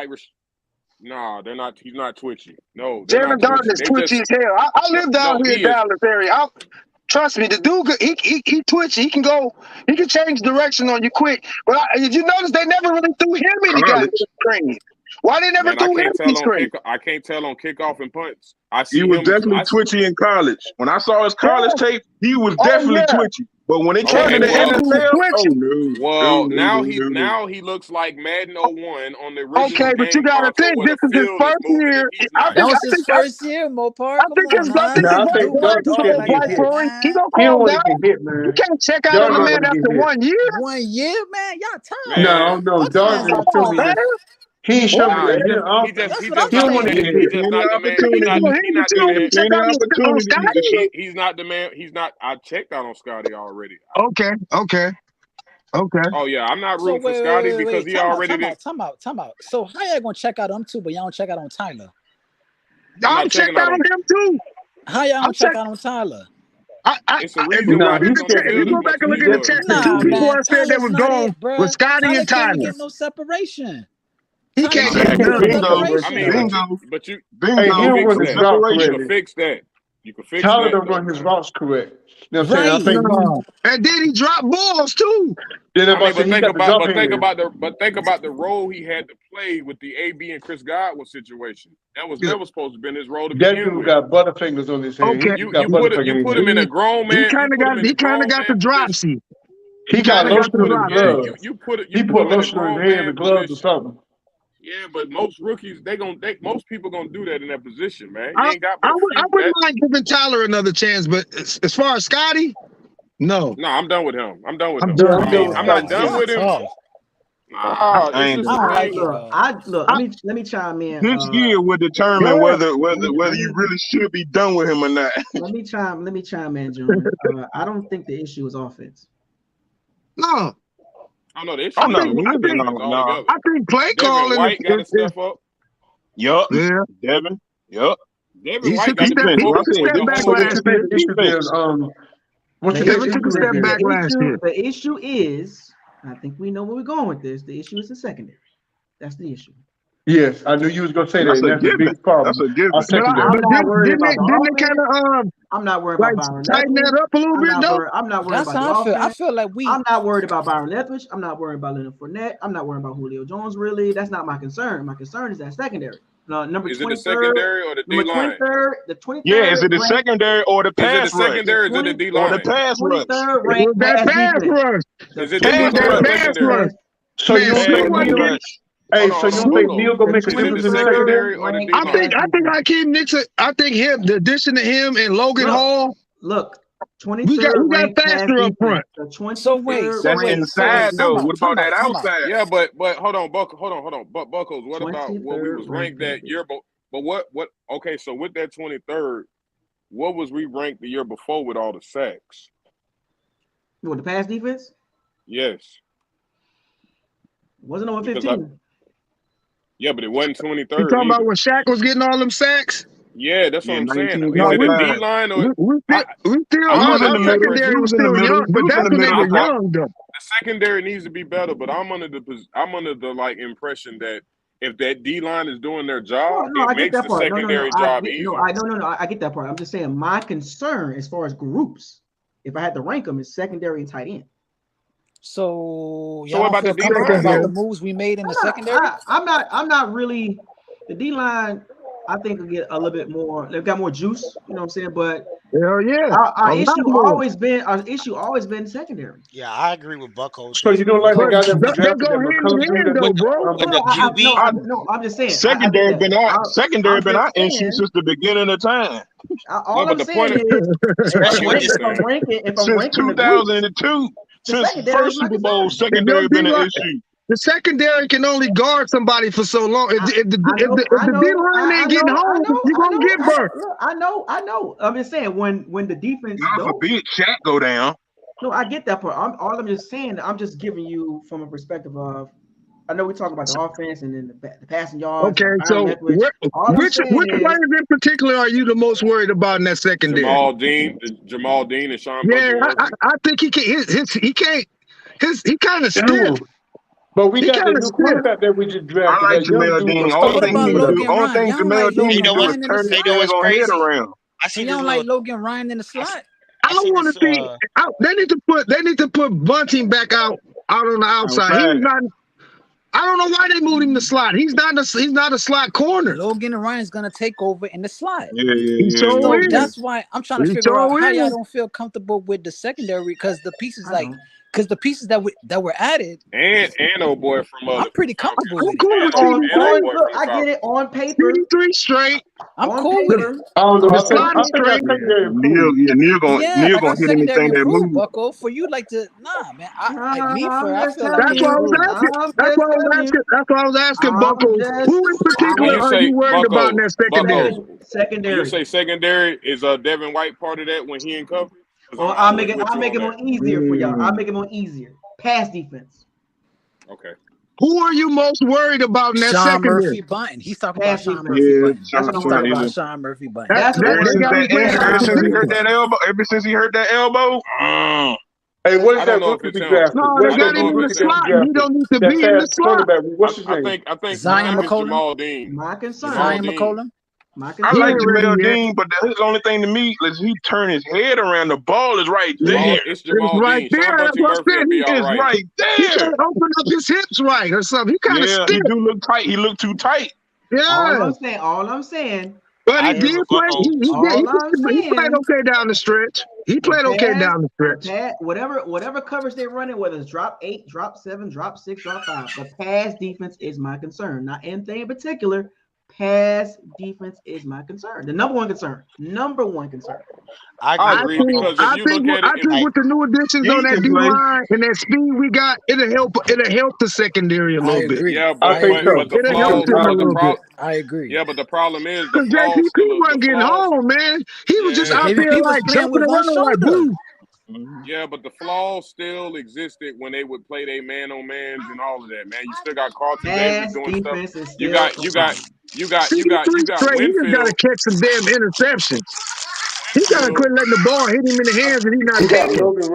But he's straight. He like biting. Winfield get caught biting too much, looking in the cookie jar. He always do that. Let me say this.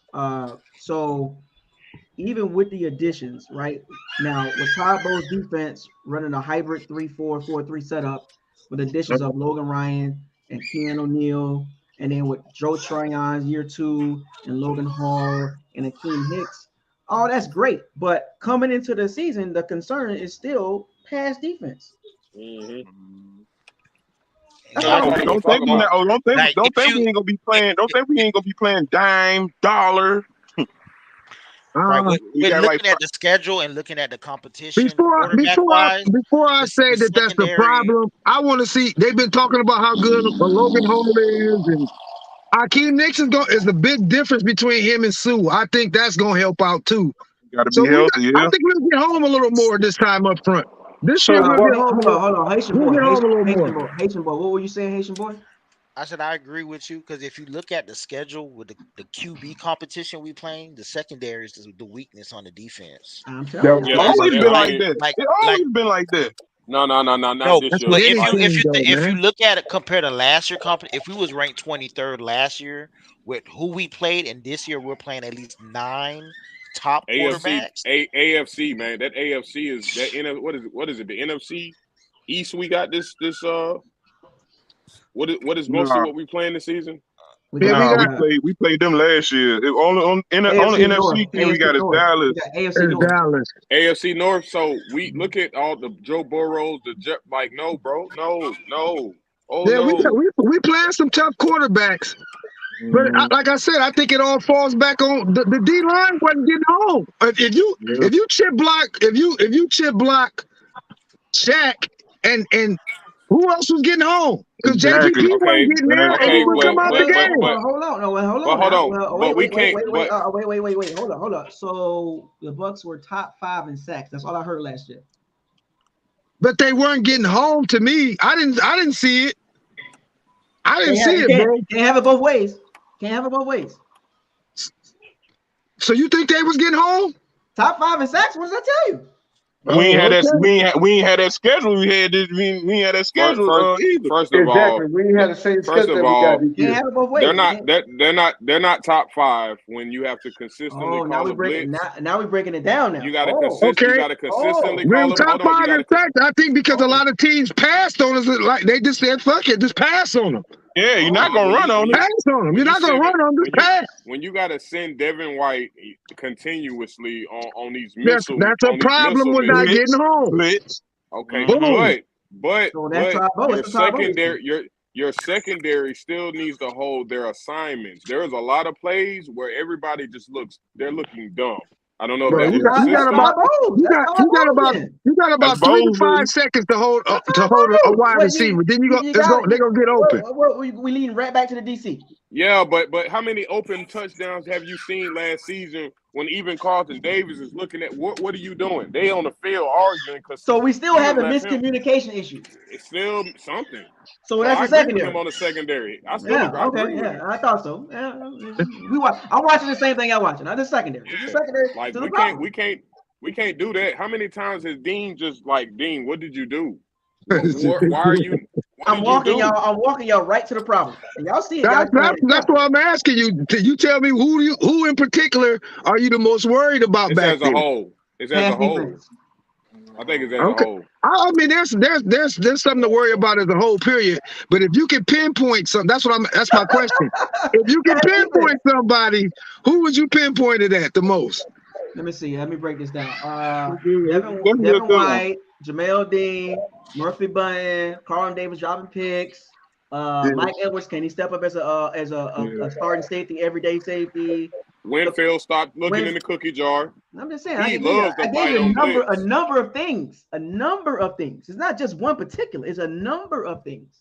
Do you not realize on that last play with Cooper Kupp being open, had Winfield not bid on that and came all the way in? But no, that wasn't his fault. That wasn't his fault. But he's got no. The But play he's got before caught doing that, when it was the play before that, when it was like it was third and long, and Sean Button fell down and gave up that third and long.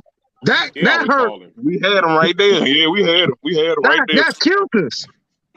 We had him. Sean Murphy button at it again. Strike the Bucs. He can't be in the slot. You got to put him on the outside, man. I think he played his best on the outside. And then Bo's gonna send him to blitz the very next play because he couldn't cover him.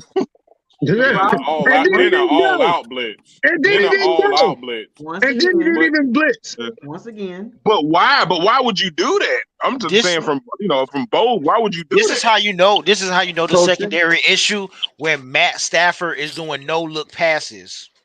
Yeah. It's like they said. He was like, man, I wouldn't even expect him to be open, but once he was open, I just slung it. One of my hashtags says, what does your eyes tell you? But here's the problem. You got a QB coming into the game that is ranked the highest pass against the blitz. With blitz. Against the blitz. What does that go back to? Yeah, that's the upper office, man. That's somebody in the office. That's analytics, bro. But look, that's what I say. But look, at the same time, because all of that, I feel like it's kind of skewed because teams were not running on the Bucs. It was always pass. Why running the Bucs? Pass. That's why the rush defense was a little bit over inflated because teams was like, I don't have to run the ball. We can just throw the ball. We could just pass. Okay, but why were they throwing the ball? Because 9 times, most of the time, they're not going to get home to your quarterback anyway. Man, the secondary. Man, that D-line was slow last year. They could not get home. Vita, he was just bull rush. We didn't have nothing twitchy going on up there in that D-line. We bought this on our we bought the passing plays on ourselves because Brady and company want to start dropping 30 and 45 on teams. So, teams coming in figuring, well, I got this. Top 5 in sacks. I'm just saying. Top 5 in sacks. But like he said, go look at how many attempts. It was a lot of attempts. Teams was just like, fuck it, throw it on them, man. But a lot of times they had to. If I'm a head coach or OC and I know a team weakness, like the Bucs, I'm going to attack the weakness. But okay, so let me ask you this though, Buccos. What you saying? Sean McVay, top tier coach. What did he do? I'm attack the weakness. I can't stand him. I can't stand him. Hold on. Teams did the same thing to the Rams. I ain't gonna lie to you. Teams did the same thing to the Rams. Their secondary wasn't all that, and they still won the ball. But hold on. What about those stats? Hold on. What about those stats coming though from teams being already whooped up on? Wait, say that again? We're already winning these games. And now we're forcing teams to run the ball. We're forcing teams to throw the ball. If you want to separate those stats as far as the close games versus the blowout games, that's more of a. I mean, but they all, but we got. But they all count. So like the Miami game, the Bears, the Falcons, the Panthers, like those games are like okay, they throwing the ball around. Yeah, they got. How much did Matt Ryan throw on us, and we blew them out? Yeah, but that's what I'm saying. I just gave you a point. Like, yeah, the Falcons twice, the Miami Dolphins, the Bears, those games. Yeah, I'm talking about the games that. Oh, okay. Why he got all these yards? That game. You know what I'm saying? I'm talking about those games. I think those are games that they ain't getting home. Those are games that our D line ain't getting home. Now we're talking about advanced analytics, next gen stats. The games that were decided less than 7 points versus the games that were blowouts. That's Sean McVay. See, that's why Sean McVay been excelling. People don't really That's all he cares about analytics. 2 steps ahead of the game. He like all those iPads. He's the Belichick now. He's what Belichick was back in the day. He's the Belichick. Every team is trying to chase what he's doing. They're trying to get assistance. Him and Shanahan. They're trying to get that remember that coaching tree, that Shanahan coaching tree. They're trying to get a piece of that coaching tree. It's been successful. LaFleur, Shanahan, even Bill Belichick is stealing from it. Now you got Mike McDaniels down in Miami. Yeah. All from that coaching tree. Everybody want a piece of it. And then you got your boy Zach Taylor in Cincinnati. I mean, everybody want a piece of that new Belichick tree, the Sean McVay tree. Young, vibrant head coach. Mm-hmm. Sean McVay's ahead of the game. I didn't know he was enough. He is. I hate him though, but he's good. He's very good. He's a good coach, whether you like him or not. He's good. Yeah, I can't take it from him. He beats BA, and I don't know what he's gonna do against Bowles, but I mean, if he run down that tunnel on us like that again, I think I'm gonna do something to him. I ain't like that. Is Bowles better than BA? I think so. We're gonna find out. I think so. I think BA is just so stubborn. He's scared to he's scared to do anything else. It's his way or no way. He don't change up nothing. We can't do that, man. Bowles could be the same way too, though. Yeah, Bowles could be the same way. Y'all know they best Bowles friends, could be right? the same way. Now, I don't Y'all know know. they best friends, right? I'm not a biggest BA fan, but the dude got a way better record than Todd Bowles. Yeah, that's what I'm saying. Y'all can't do He that. was put in a way better situation too. No. One or two. He was in a way better situation. Man, that man has been coach of the year multiple times. Look at his record before the Bucs. I mean that playing style almost worked for him at Arizona. We can't do that. Almost. We saw Todd Bowles his last season with the Jets, man. However, he did walk into a bad situation. It was a horrible look who they situation. They ain't had nobody. I'm just saying, like, it was a horrible situation. They set him up for failure. That ain't got nothing to do with Arians. That ain't got nothing to do with Arians. That ain't got nothing to do with Arians. I think Todd Bowles is in a better situation now where all he got to do is let Byron and Brady do their thing and he handle that defense. Remember, Bowles chose the Jets. He wanted. He signed that contract. He did not have. He wanted a job. He did not have the talent that he had. That ain't no reason to compare. That ain't no reason to compare them though. He knew that going in, and then he had a couple draft classes. He had a couple draft classes, right? He had 3. Isaiah, what was that defense ranked over there when he was over there? So we can't do that. It was pretty good. I'm just saying he had 3 draft classes, right? Yeah, he did nothing, bro. Bad. Hello. He in a better situation with us. Is the mic on? How many draft classes Todd Bowles had? 5 draft classes. To even think about turning it around, that was like literally the worst franchise in the league at the time. He didn't have to sign the contract, right? Hey man, he was desperate for a job. You know. Now he's desperate now. Oh, okay. Quick on his feet. So what's his name? Isaiah, what talent did he have in New York? What talent did he have in New York? We making a case for a man signing the contract, knowing the situation. Yeah. What talent did he have in New York? Nobody forced Todd Bowles to sign that contract. What talent did he have there? He needed a job. Right. Bruh, I'm not taking no shitty. I'm not taking no crap job. I don't care how much money it pays. Exactly. Nah, I'm not taking that job. I'm not taking that. That's just like Houston Texans. You're not gonna force me to take that job just to have a black face. Because you know why? As a coach like Todd Bowles, you take that job, you ain't got. That's all you. You ain't got so much room to mess up. Right. Think about it. Look. If it wasn't for BA situation, who knows if Bowles probably would ever be a coach again? Right. And on top of that, the Jets. Now the Jets before Todd Bowles got there was in the playoffs with Rex Ryan. I think what's more telling is the fact that it even went to Bowles over Leftwich, all in itself. Because of experience, Todd Bowles got the experience. No. That was a part of it. That, and I think leadership too. It's all about seniority. Yeah, man. BA and Todd Bowles been with BA since Temple. Forever. Y'all think he's not the same thing as he is. But this Todd Bowles, he got a chance. He got a chance to get all that stink. There ain't no excuses now. He threw him an alley. He got everything he need, really. And that usually don't happen. That usually don't happen to coaches like Todd Bowles. No, it don't. No, I said This this is the year. opportunity of a lifetime. But that's why this season is special because you got Brady walking out the door forever. You got black head coach, black offensive coordinator. You got the chance to set a precedent. I mean, with the league, I ain't gonna make it racial, but it is what it is. When It is. That's the times we in, though. You can set a precedent. Let's not get it twisted. If old boy over there at the Steelers don't have that record he has, he out the door. Right. It don't work like that, man. Well, I don't know, because they kind of hold on to their coaches. They only have about 3 or 4. Yeah, but trust me, that winning they don't get rid of their coaches. But that's the difference between that's the difference between a top tier organization and got the Bucs. Yeah, but we'll fire you mid-season. They ain't have a lot of losing seasons with Big Ben. Remember, when I talk about organizations, I talk about the longevity. I don't talk about just 2 seasons.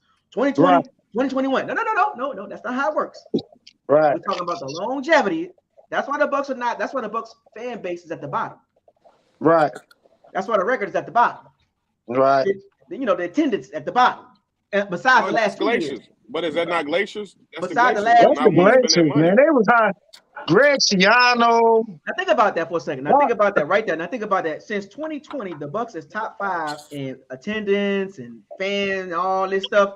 But people are disregard 2019, 18, 17, 16, 15. Oh no, like it never happened. It was a lot of blackout games. It was a lot of blackout games, definitely. And it's all about if your quarterback is successful. This is why when you rank organizations, let's say you got 5 tiers of organizations. Look at Justin Herbert already. Where do you put the Bucs tier? Where do you put the Bucs organization at in tiers? No, we're still last. Right Even now, or overall? Overall. We still last. We still last. We still are considered one of the worst franchises, even with this recent success. Yeah, man, we rank at the bottom. Why is that? Ownership, because of all the previous years. Ownership. I said all the previous years. A lot of bad decisions. Now we got a chance to continue on the success even after Brady, right?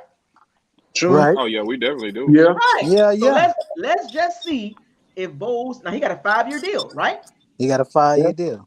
Let's see. And it start with Kyle Trask. With the good quarterback. Now here we go. It's BA left him a nice present. It starts with Kyle Trask. So once this season is over. Let me ask y'all this question. Did y'all see what happened to Arizona after Bruce Arians left? At the quarterback situation? Mm-hmm. Did y'all see what happened? Carson Palmer to who? Don't worry, I'll wait. Rosenberg to the Bengals. Carson Palmer got hurt, and who did they go to? Wasn't it like Rosenberg? What was that dude name? Nah. It was I'll wait. Don't worry. A 4-stringer. No name. That's it. There you go. It was a 4-string. Now you had Blaine Gabbert there, and you had Drew Henson there. So remember now the Bucs, Tom Brady, Carson Palmer, veteran quarterbacks at the end of their careers, they leave, and then the quarterback situation is in flux for a couple years. It's a couple good quarterbacks coming out next year, though. I think we need to draft another quarterback. So you mean to tell me Kyle Trask pick was a waste of pick? It was. I thought it was bad the moment he picked him. That was not a good pick. That man we'll never know. We'll never know until we actually put him out there. Not even got on the field yet. We didn't even touch it. We'll never know. I say we'll never know unless we put him out there. If your drafted QB can't even beat the 3rd string guy, that's a red flag. That's a red flag, man. We're going to find out this year. We're going to find out if he dressed. What did I say? If he don't make the team, I am done with Kyle Trask. I'm done with him now. With him now.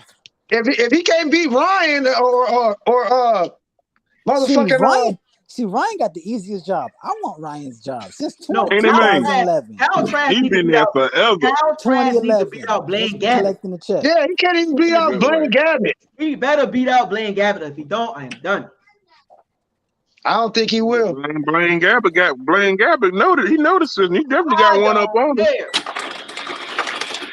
I think we'll be looking for another quarterback next year. Hold on. So wait a minute. We had a couple rookies been drafted this offseason, right? Malik Willis, Kenny Pickett, and Matt Corral. I don't think this was the year to try it. Now next year might be the year to try it. All those dudes gonna be on the roster. All those dudes gonna be in the roster. Let that sink in. Let that sink in, dog. Yeah. It's gonna be rough next year. I said we'll never know. Y'all get ready. Y'all get ready to go back. I think we get a 7 win. Man, look. Nah, I think somebody wants to come play with Chris Godwin and Mike Evans. I think we'll get a decent enough quarterback so won't come play with us. Listen. I'm not going to say it's going to be rough next year. It is not going to be rough next year. So wait a minute. So we're gonna. It is not going to be rough. So we're gonna be always a team looking for a quarterback, Russell Wilson. You know what I'm saying? Like, I mean, that's what we're look, man, you never know. You never know. You know the thing. You never know. The whole trash. No, we need to draft one. This situation. It clearly shows when you hear the rumors of Jimmy Garoppolo and Baker Mayfield. That shows you that this guy can't be number 2. If they're trying to do all that to get these 2 other guys, some of that is. So will we ever have our own quarterback? We probably next year when we draft one, but Kyle Trask ain't it, man. He ain't it. How y'all know though? The man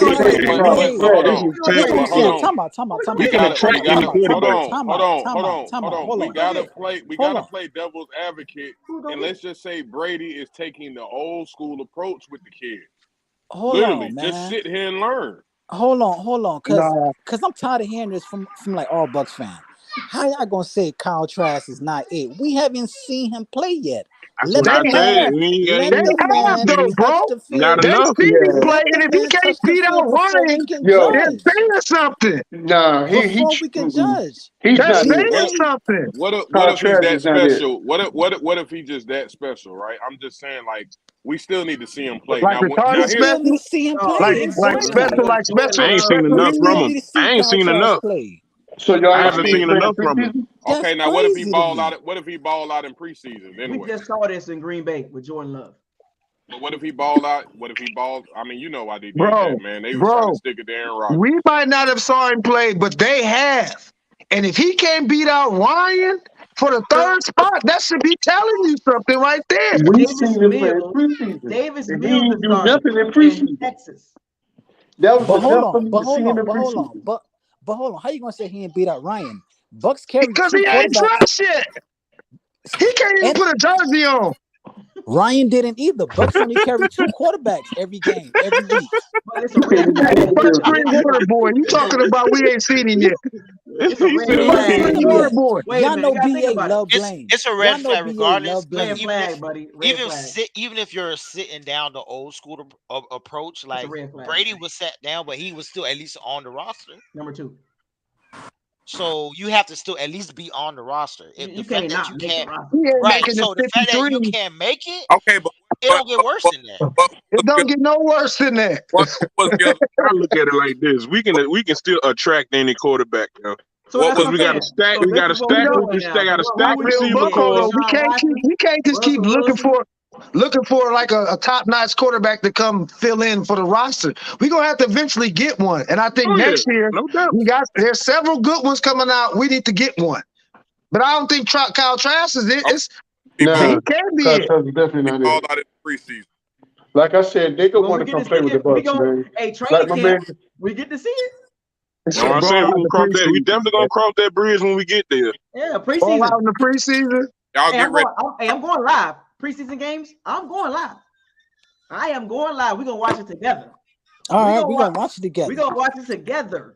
Okay. Y'all tell me what y'all see, and I'm gonna tell you what I see. Y'all get ready to go buy them cows. I done seen enough. The fact that I ain't seen the boy yet. Jerseys.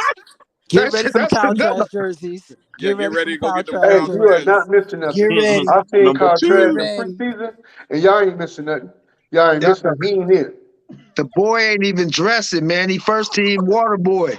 BA is in love with Blaine Gabbert. How can he dress over that? I can get a BA Jamal Blaine Dean Gabbert. Come jersey on, bro. and a Kyle Trask. At least Jamal Dean on the team. Hey, he got to call up somebody to get him in the building. He ain't got access to the building yet. Y'all remember this though? Remember when Clyde Christensen came out and said Kyle Trask is not competing for the backup spot, and then Todd Bowles came right after the next day and said no, he's competing. Y'all remember that? Yeah. I remember that. All right, so he got a chance. He got a chance. That's another red flag right there. If the QB coach, if the QB coach will come out and say, exactly, that's what I'm saying. Got a point there, though. If the QB got a point there. Because he's the QB coach. He's the one working with the head coach corrected him. The head coach corrected him, though. Yeah, I think that the QB coach right there, dog. The QB coach, he right there. He working right there, working with the quarterbacks. He right there. If he sees something. If he said he don't see something right, something ain't right. That was damage control. That was damage control. Let's not act like Jason Light don't always every night. You know, he makes some great picks, but it's always one in there somewhere that is the head scratch. That might be the head scratcher. That's the head scratcher. Second round pick though, not the second round. That should have been defense. And he the second round pick and can't even put a jersey on. He can't beat out Ryan. He can't be no worse. He can't be no worse than the Saints little rookie quarterback they pulled out last year. He can't be no worse. Thank you. Ian Book made the roster. I mean, but he can't be no worse, man. He made the roster. Ian Book made the roster. Kyle Trask they didn't have a choice. He made the roster, man. They carry like That's a red flag again. He's sitting here talking about a guy who can't even get a third string job. Man. That dude gonna make the no matter how you say it, though, a second round pick can't be red. They had to carry for a quarterback. You can't be red shirt. You can't be sitting behind Ryan and Gabbert. They've been here long. They've been here long. I think that's that veteran stuff. I just think they've been here forever. They've been here forever. You shouldn't have drafted Kyle Trask. I think that's just Brady saying no, leave him on the sideline. You shouldn't have drafted Kyle Trask. Yeah, because wasn't Kyle Trask drafted before Davis Mills? Yep. Davis Mills over there starting. Yep. That's to show you that we. Davis Mills. What's other option besides David Mills in Houston? Nobody. I'm saying though, I'll take Kyle Trask over David Mills. What I'm saying though, that shows you that all the rest of the quarterbacks we have been here forever. As far as backup, it's just their continuity. For the backup role.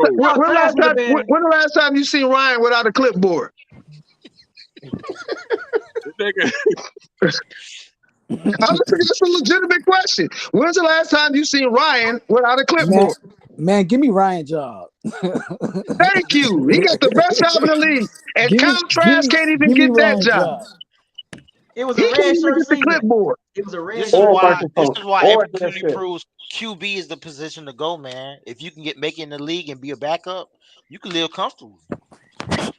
Yeah, right. Yeah, Ryan looking for somebody that's gonna be able to get on that field, and if he ain't even, man, if you can't make the third string and you a second round pick, and he got red shirted with no injuries. With none. We go and for the most important position in the sport. Don't you think it'd be more beneficial for Kyle Trask to be the third string or even a backup than to be not dressed? Not dressed? He first team water boy. And you talking about he might give him a chance? Man, we might not have seen him, but that everybody on that team and that roster and that coaching staff done seen that boy, and he ain't got it. I've seen him in preseason game, and trust me, he do not have it. He is trash. I call him Kyle Trash. Todd Bowles Trash. Todd He got the right name. He got the right name. Trash. That's why I was scared. That's the first thing I thought. Like, Lord, we done pick this quarterback. Soon as he start dropping off, they're gonna call him trash. And look, you know what's so messed up? Kyle Trask ain't did nothing wrong. Nothing wrong. Because I think Jason Light. as soon as he throw You one put pick, that they on gonna Jason say Light. Cal trash.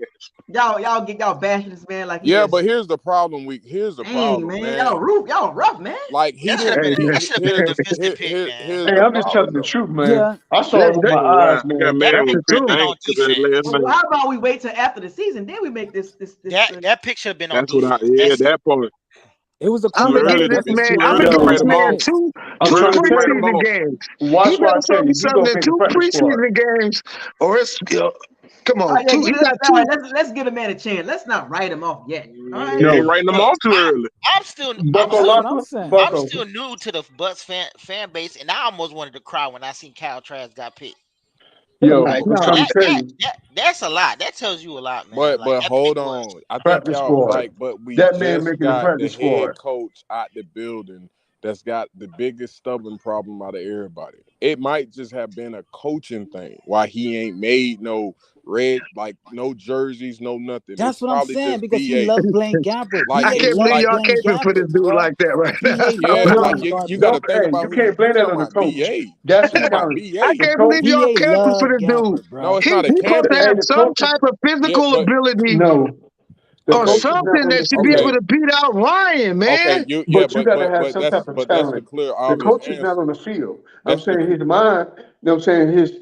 No, Kyle Trask is trash. I seen him. He yeah, trash. but hold on. Ah, But hold on. But you're talking about this with a coach that said, Peyton Barber is his guy. y'all Roller believe that? I Jones. remember that. Y'all I believe that? remember that. Like, Y'all come believe on, that? man. Let's Did y'all just believe keep that it for a real? buck, bro. Like, come on. Did Not we not? for 1 minute.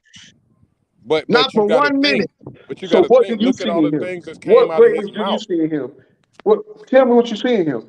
What you mean? What I see in him? I'm just saying in the sense of him not doing nothing. Could have just been from BA being BA. The Let me see it. litmus test is Ryan. Yeah, but If you can't beat him out for holding the clipboard, okay. All right, so bruh, let me say this. Let me say So this. how many the running dude backs? been So how many running backs we had in the league that could have beat out Peyton Barber and Ubalabwe, Uchiwali, whatever his name is? Oh How my many people God. could have Oh beat my y'all? God. And people God, thought oh that my people God. actually thought the Bucs had a running game when they was running backs. Come on, man. Let's keep it Right. honest. Like, That come was No, on, he man. didn't. Hey, that's two He different didn't. positions. So Come on, Quarterback look, and man. running back. let me give It's two y'all different positions. We're literally talking about What a other guy running that back went do we roller. have then? hold on. Let me give y'all the rundown. Now, Kyle Trask was picked at the 63rd pick or the 64th or 63rd? I think it's 64th. Yeah.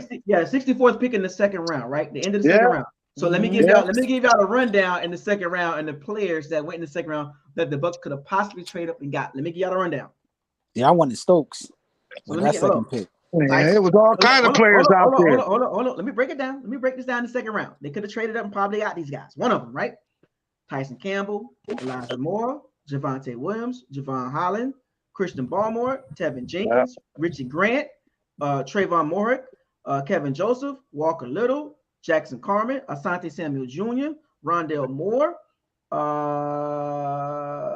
That's enough, bro. Don't even. That's enough, man. Nick Bolton, Terrence Marshall Jr., Pete Warner. That's enough. Creed Humphrey. Bro, that's enough. They could have traded up, maybe got one of those guys. Hell, they could have probably sat there and got somebody better than Kyle Trask. We talking about a dude, bro. What's your hashtag? What does your eyes tell you? I rather this they dude had can't traded get that a pick going away. in his head. In the third round, now the guys that were drafted after Kyle Trask, you got Davis Mills, you got Joseph Osawu, you got Brady Christensen, you got Paulson Albadebo, Josh Palmer, Chaz Surratt, Damian Brown, Tommy Trimble, tight end, Amari Rogers, Wyatt Davis, Trey Sermon, Anthony Schwartz. I'll take any of them guys over Kyle Trask. Man, they could have went over the bridge to Sarasota with the Sarasota High and got a better quarterback. Elijah Moulton, who actually is good. Ernest Jones, the Rams linebacker, who actually was playing in the Super Bowl. Ernest Jones, yep. Mm-hmm. Oh yeah, I like him. Ernest Jones, I like him. And the Bucs do need some linebacker depth, right? Mm-hmm. So those are the guys that the Bucs could have drafted in the third round that in front of Kyle Trask. That's what I'm saying. That every now and then, Jason he give you a head scratcher. Oh, and Kyle Trask was it. in the fourth round, you have Michael Carter, the Jets running back. Lord, we needed him. Ahmad St. Brown. Slot guy. With the Lions, he with the Lions now, right? Yep. So there's a couple guys that the Bucs could have probably. And here we are debating. And here we are debating on Keyshawn Vaughn and Kyle Trask. And come on, man. Chuba Hubbard, who's actually better than Keyshawn Vaughn. Man, us Bucs fans, we getting spoiled. We on here talking about. Spoiled. We're just looking at we're looking at it for what it is, fans, man. We spoiled, man.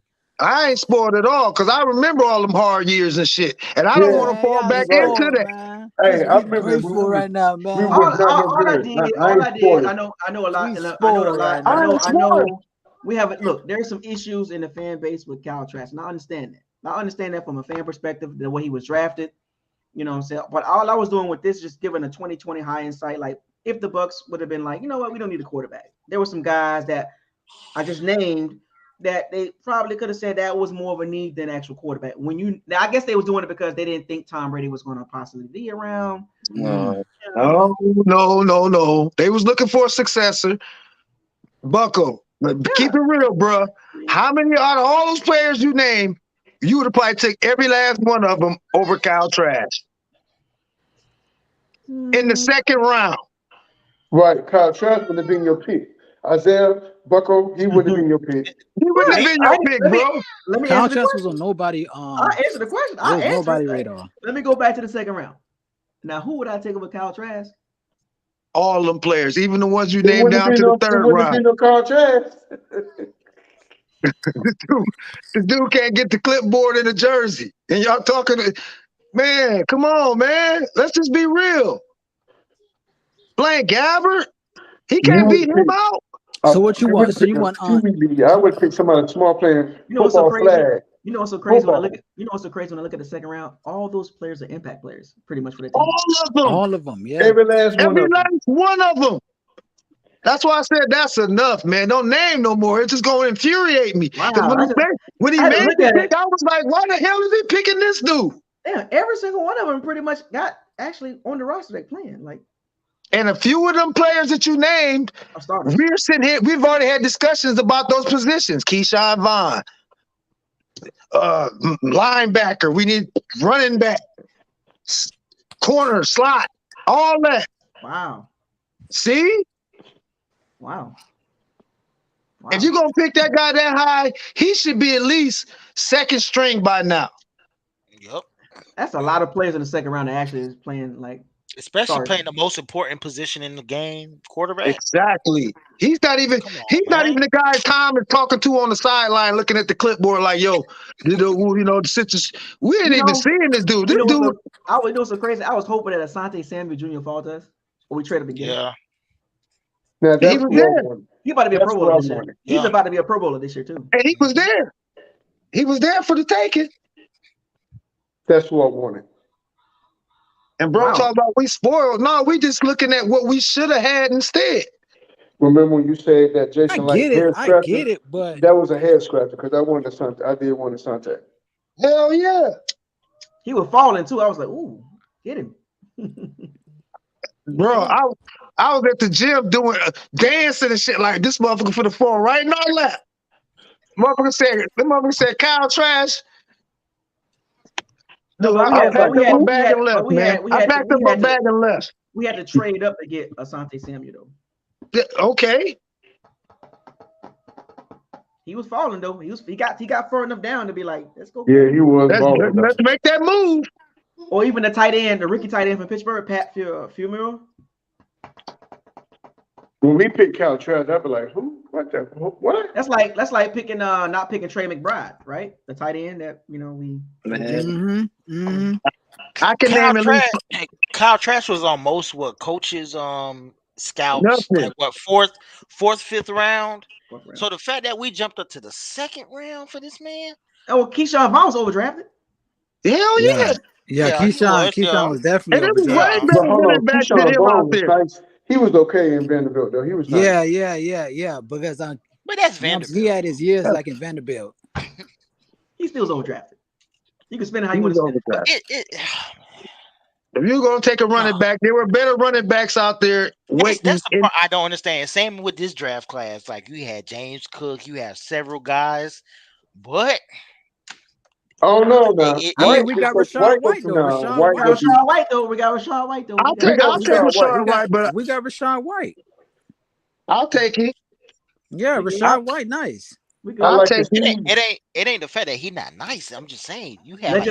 Let's just hope James Cook don't turn out sitting to be right good. there for the taking.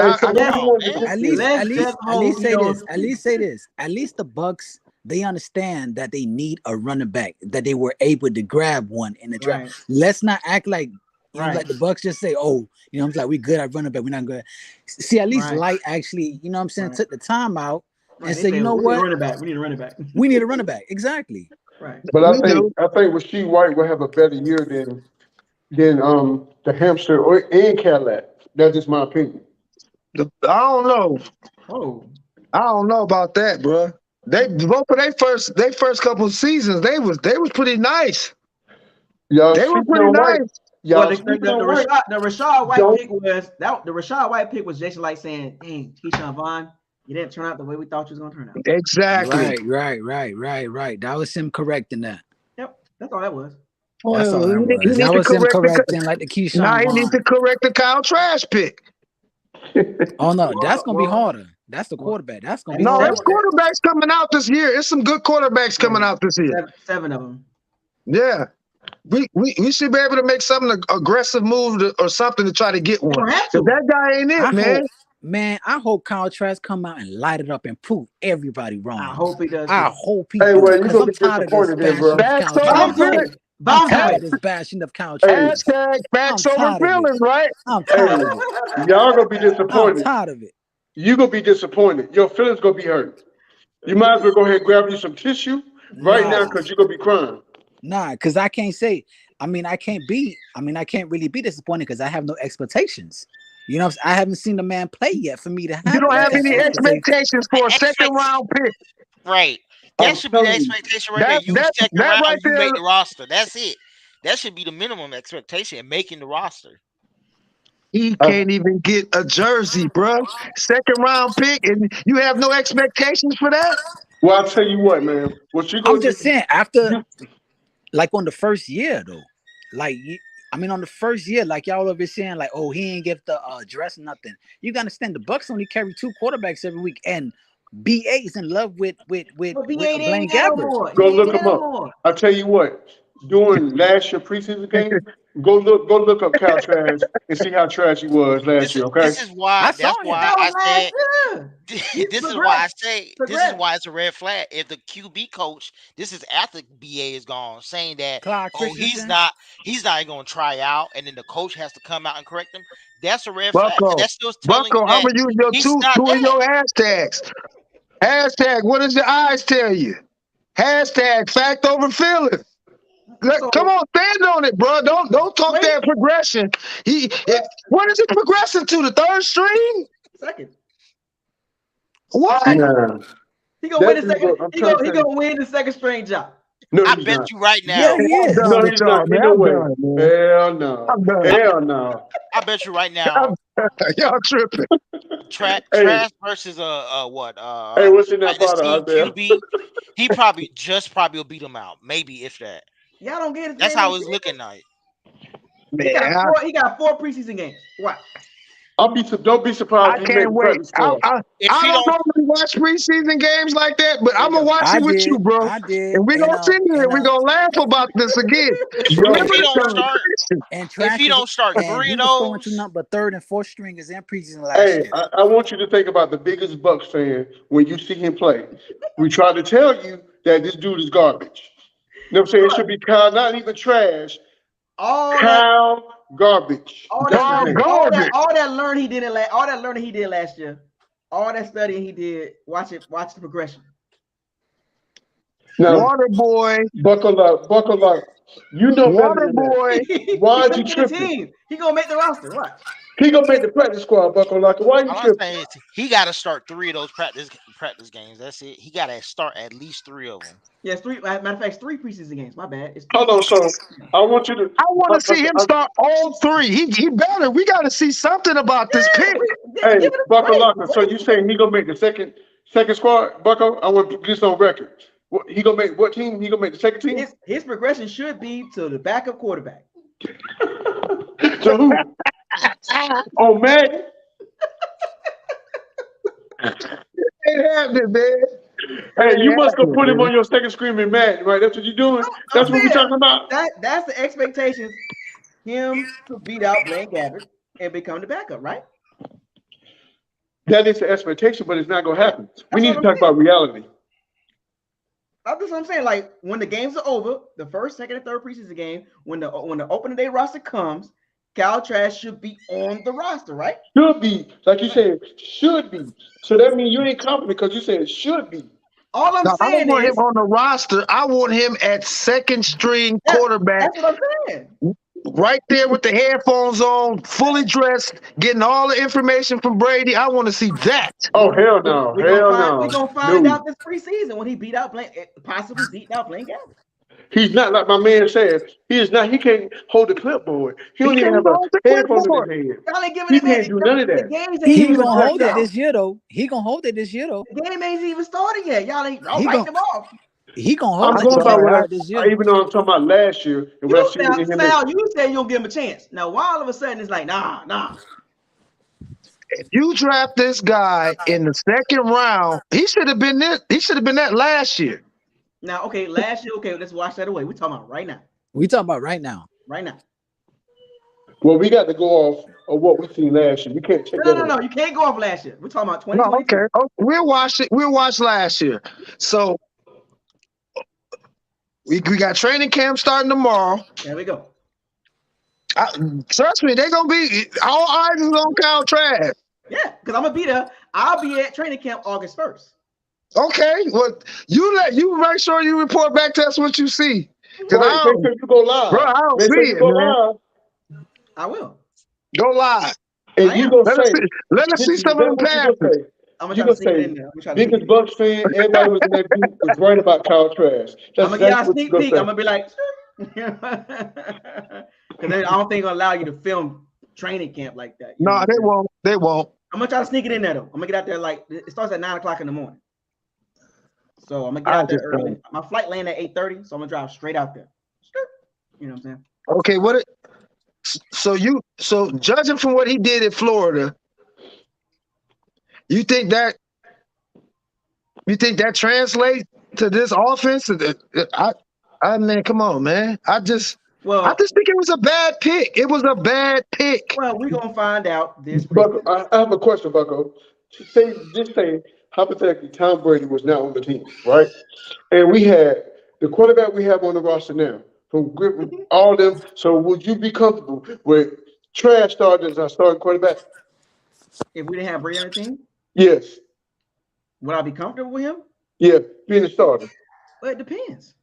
No, it'd be Blaine Gabbert out there like a motherfucker. But until Blaine Gabbert out there. You know, if it would have been like that until we 2-6, and I'll put Cal Trask in. Then we probably lose out the season. I just don't see it, man. You lose with the young guy, but you don't lose with the old guy. You get the old guy out of there. Development. Oh well, I hope we will take that year so we can go get us a quarterback. You know what I'm saying? And you can find out what you got in Cal Trask.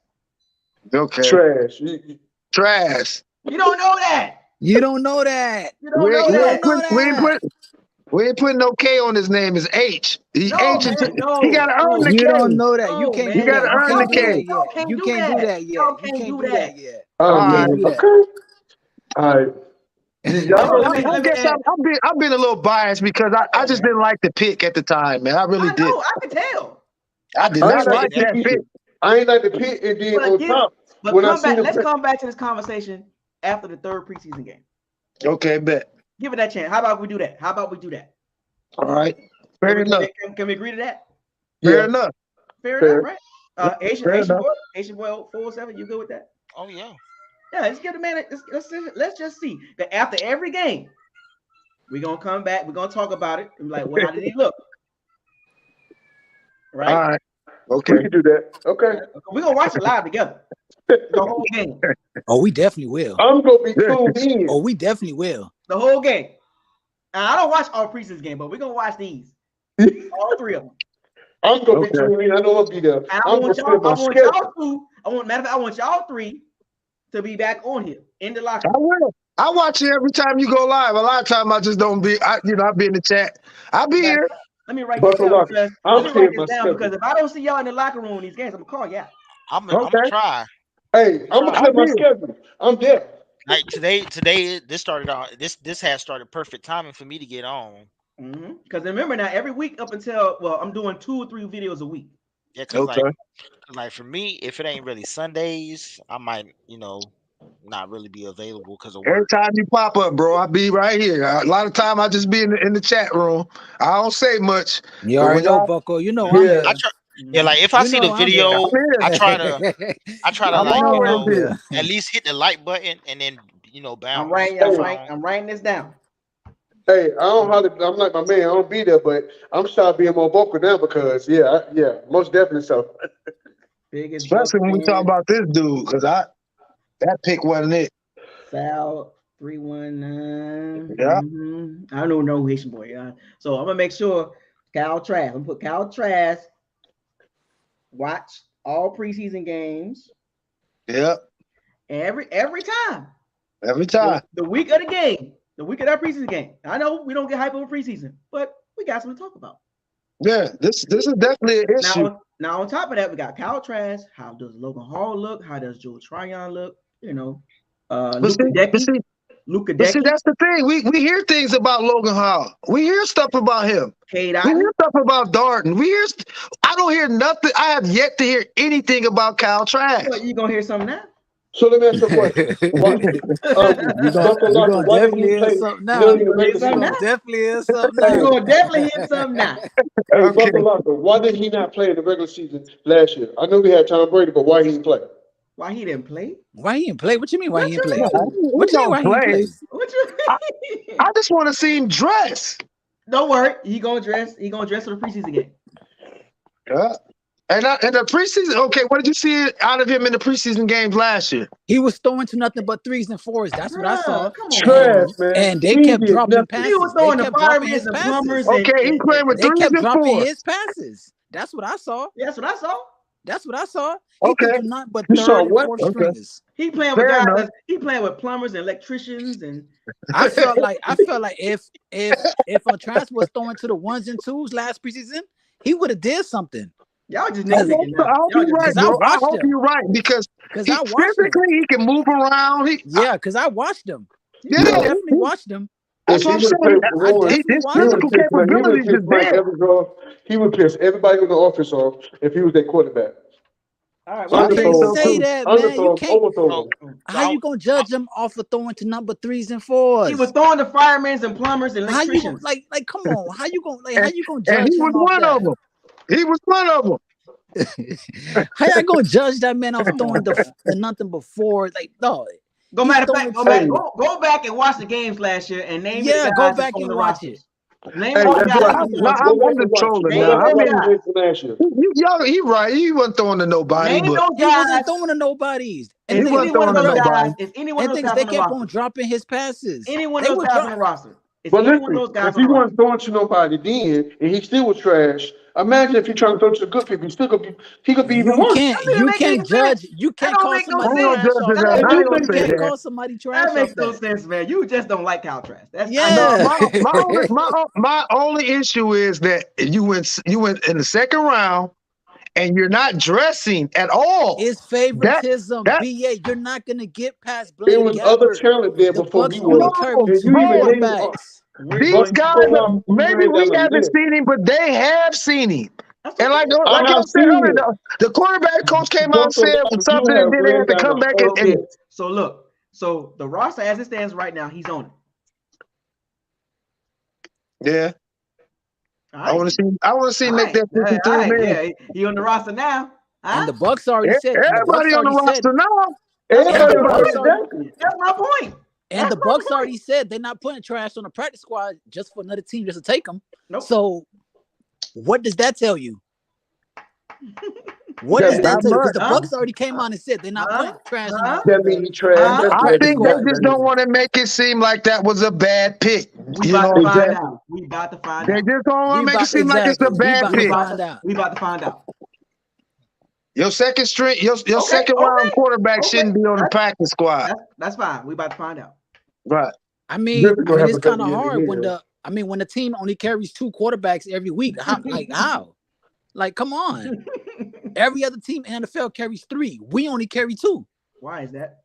Why is that? He got to help somebody else get him. Because him and Ryan is about. No, that's not the reason. No, because the Bucs like to carry 7, 8 receivers. Exactly. That holds don't do that. Don't do that. Don't make no narrative. Don't do that. True. Don't do that. Come on now. I ain't gonna do that. I'm talking shit now. Come on now. See, look. All right. Fair enough. We'll wait till the three preseason. We made a deal. We made a deal. Okay, when is that first preseason game? I'll tell you right now. Was it August? August 13th, I think. Yeah, something like that. Who we play? Miami? Who we playing? Miami or Tennessee or somebody? Let me go back. Hold on. I just saw it. Wait a minute. It's the Dolphins, right? It's the Dolphins. Yeah, it's the Dolphins. It's the Dolphins. What is it's the Dolphins. Yeah, the Dolphins. If he be our starting quarterback, if he start when he get in the game, we're gonna lose all them games.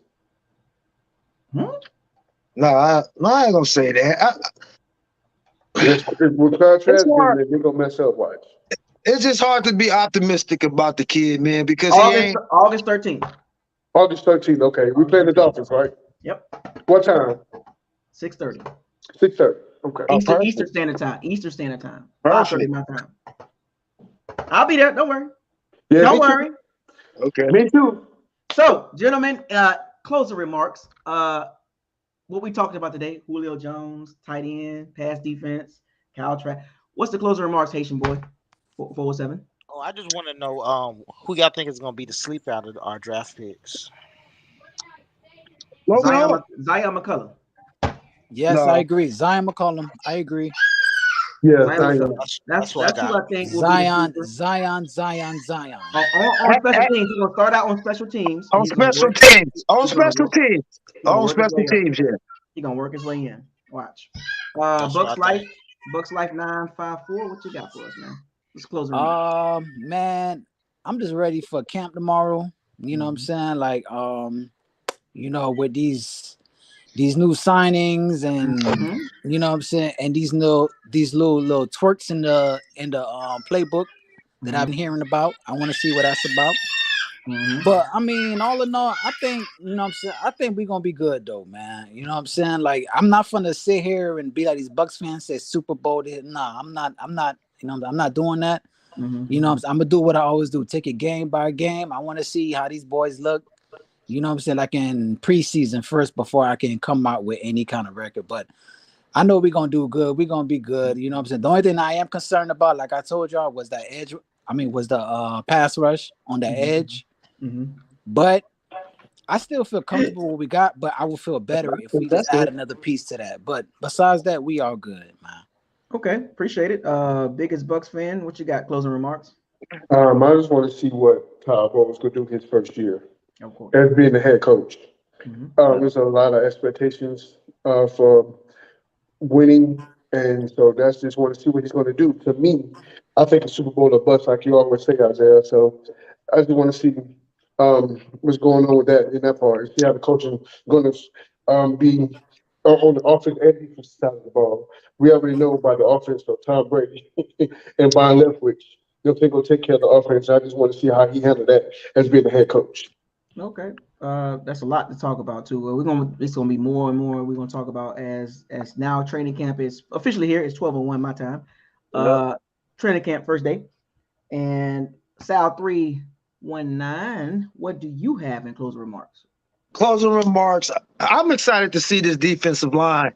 I think we got more juice up front. We got a little younger, and if Akeem Hicks can stay healthy, I think it's gonna be hard to deal with, man. I really think we got a nice. I think we got a nice little something going on up front. I really do. It's better than what we had last year. Mm-hmm. I'm excited to see that. I agree with that one too. Got a little more juice on that line. Yeah, we do. Four-time Tryon, Logan Hall, Akeem Hicks. Yeah, so we need to get younger. We're gonna see. Well, gentlemen, it's been a pleasure doing this live stream. Man, it was fun. We talked about a lot of stuff. We talked about everything from A to Z about the Bucs, pretty much, right? Yep, pretty much. And we're gonna be doing this 2 or 3 times a week. Okay. And first preseason game is August 13th against the Dolphins. It's in Tampa, by the way. So can't wait for that. I'll be live streaming that game because of particular things that we want to look at. And the biggest news today yesterday was Julio Jones signed a 1-year deal with the Bucs. And now everybody's amped up. So there's going to be more talks about it. And I want to know the number. I want to know how much it was. I want to know how much that contract was. It's incentive base. What's the guarantee? Does it leave enough room? Does it leave enough room to go and grab another guy, Carl Nassib, Carlos Dunlap type? You know what I'm saying? So these are the things that's going to come out probably tomorrow or Thursday. At some point, we're going to find out the contract. Right. And I'm pretty sure the Bucs probably make another move or two. They better. That's just how the Bucs are. They're going to make another move or two. So, I can't wait, gentlemen. I want to shout out all the Pirates and Sea Bandits. Thank you for joining this live stream. To everybody that came in the locker room, gave you insight, whether you disagreed or agreed.